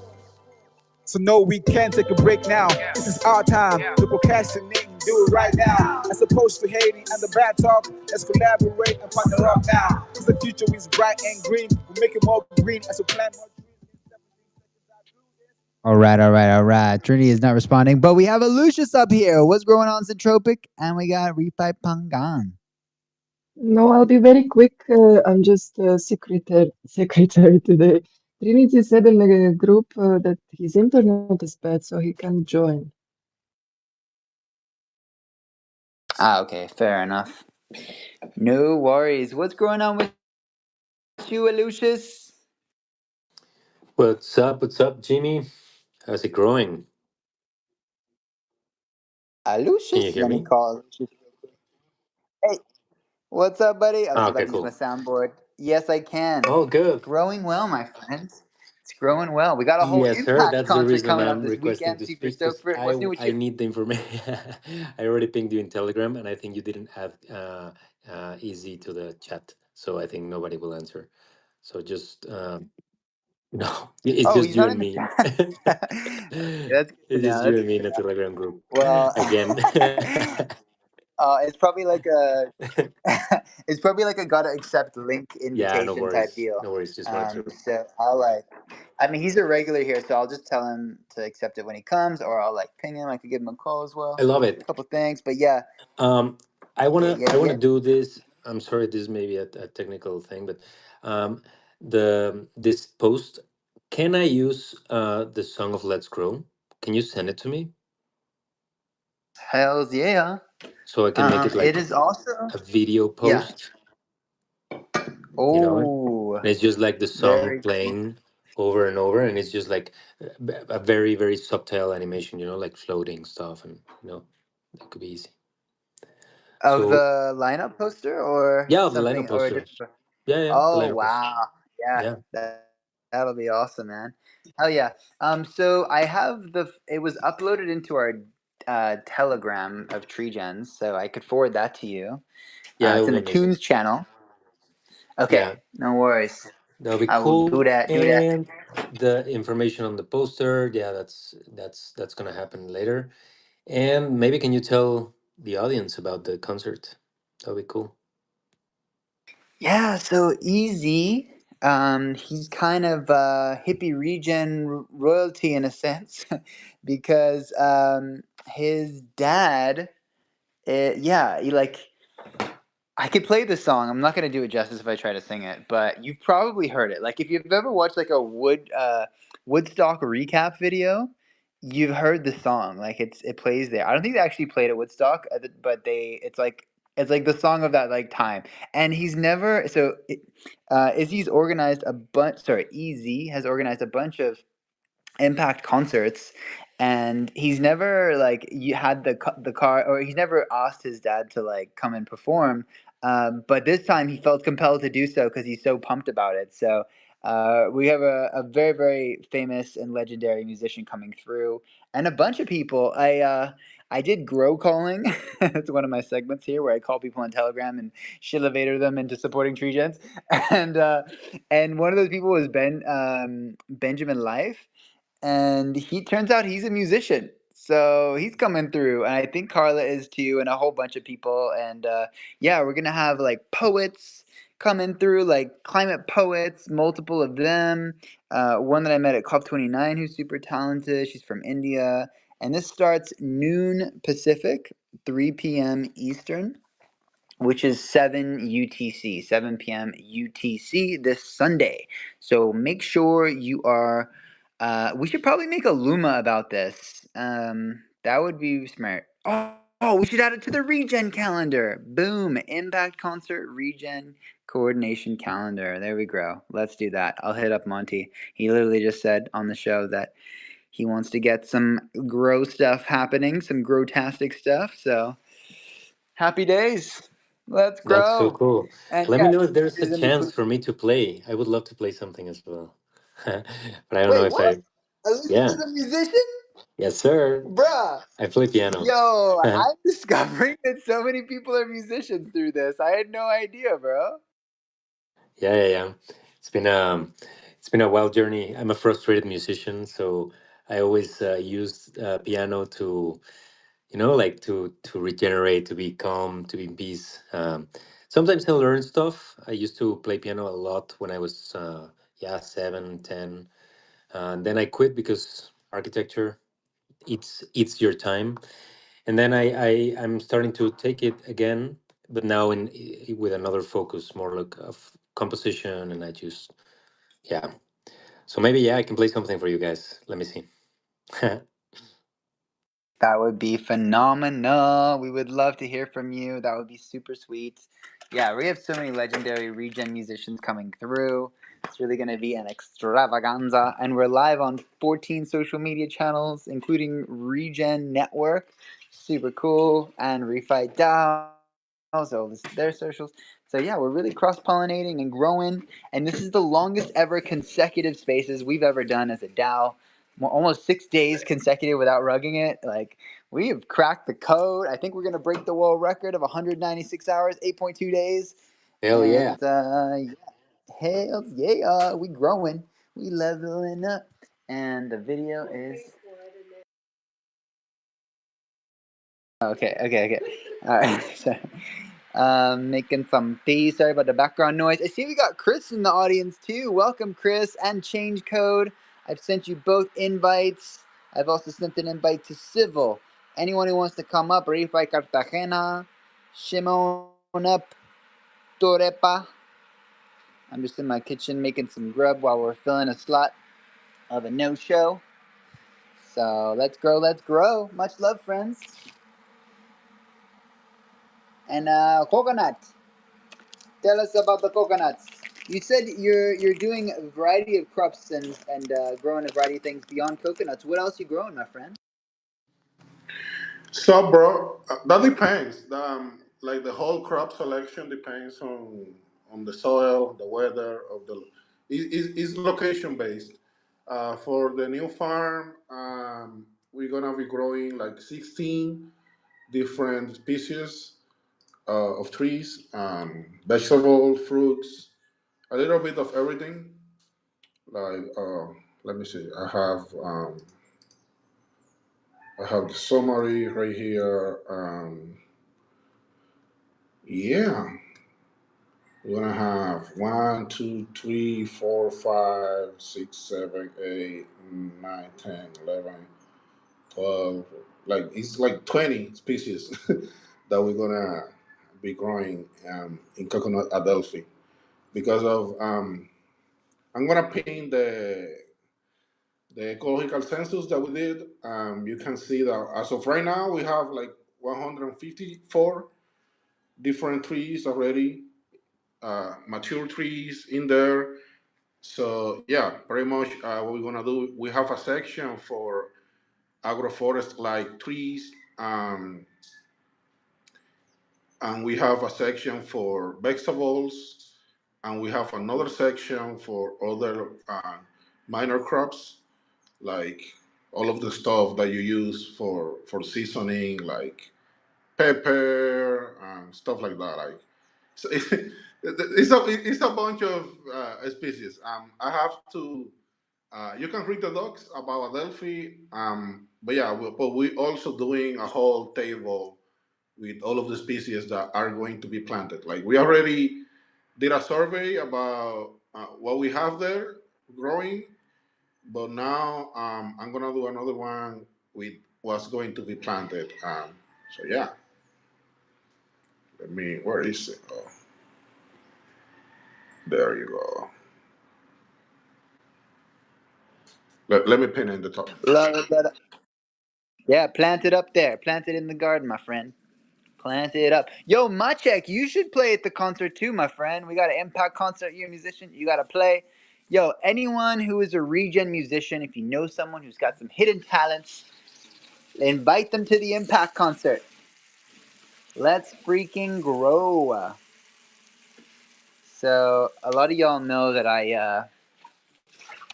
I'm big on trying to break records. I did the Guinness World Record. Now we're going for another tree planting. Blah blah blah. We got the longest spaces. We're going for 8.2 days. What you might not know is back in the day when I was organizing charity festivals, I tried for the world record of the long of sorry not the longest. Sorry, I'm not good at multitasking. Let me turn this off. Uh, so I wanted to reach the most people and create the biggest festival ever. So I was really inspired by Live Aid. Live Aid. This is like back in the 80s. They did two massive festivals, one in London and one in New York. Giant stadiums, all the biggest musicians at the time, and then they broadcasted it on like every TV channel or like all the big ones. And they got 1.9 billion viewers. And they raised a whole ton of money for good causes.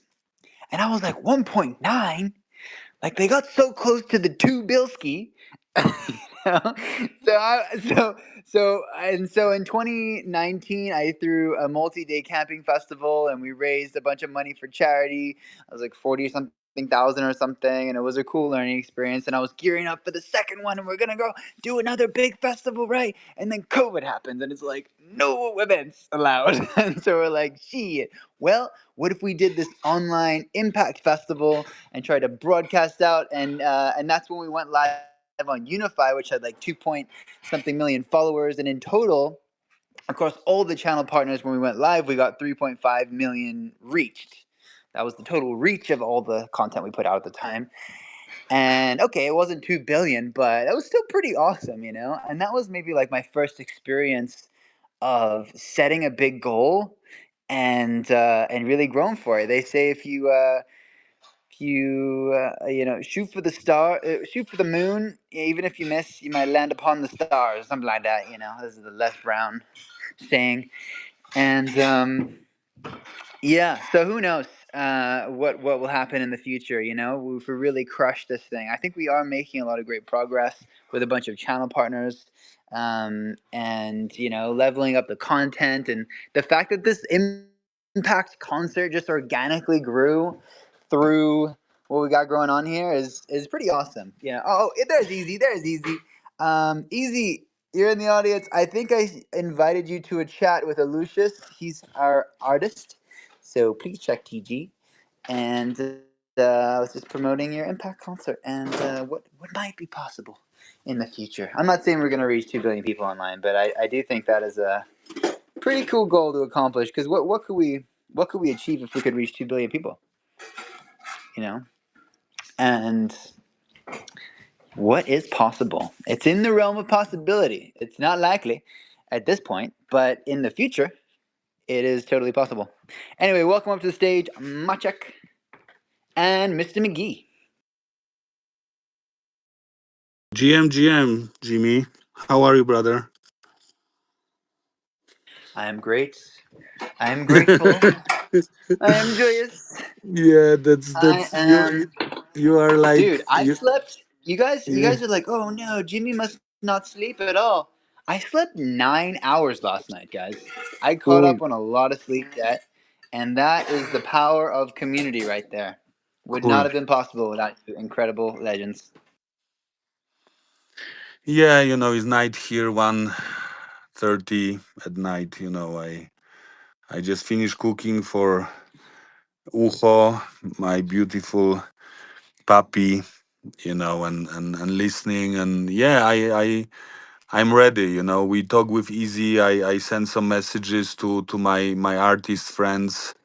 I think Ebabur, I don't know if you know her, the Russian artist, amazing, successful visual artist, but as well, she, I think 1 year She started her career as a singer.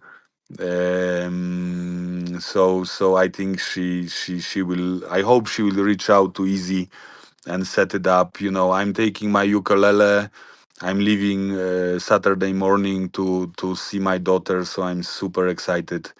And then I will have my instrument, so I have to work a little bit on my set, because usually I use a guitar, and I will still try to call the airlines if I can carry the guitar, but it's sometimes not that easy. But let's see. Then I would take the guitar, then I could be even more ready.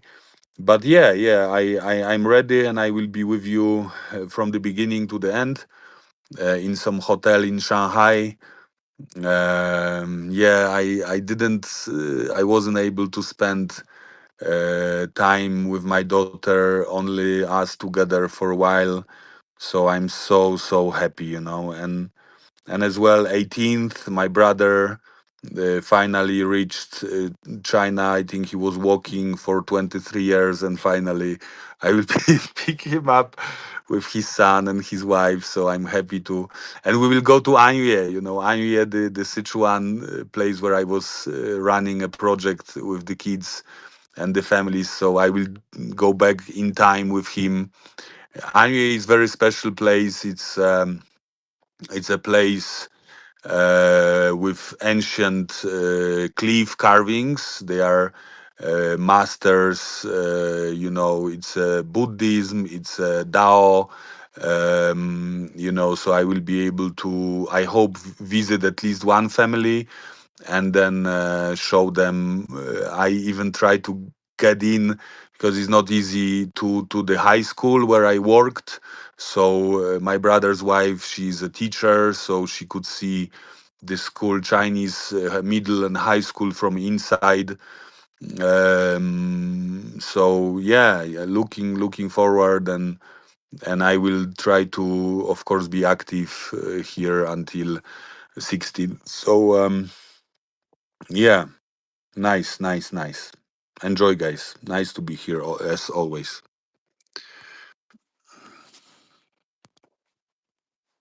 Hells yeah! Glad you're getting things growing with Easy.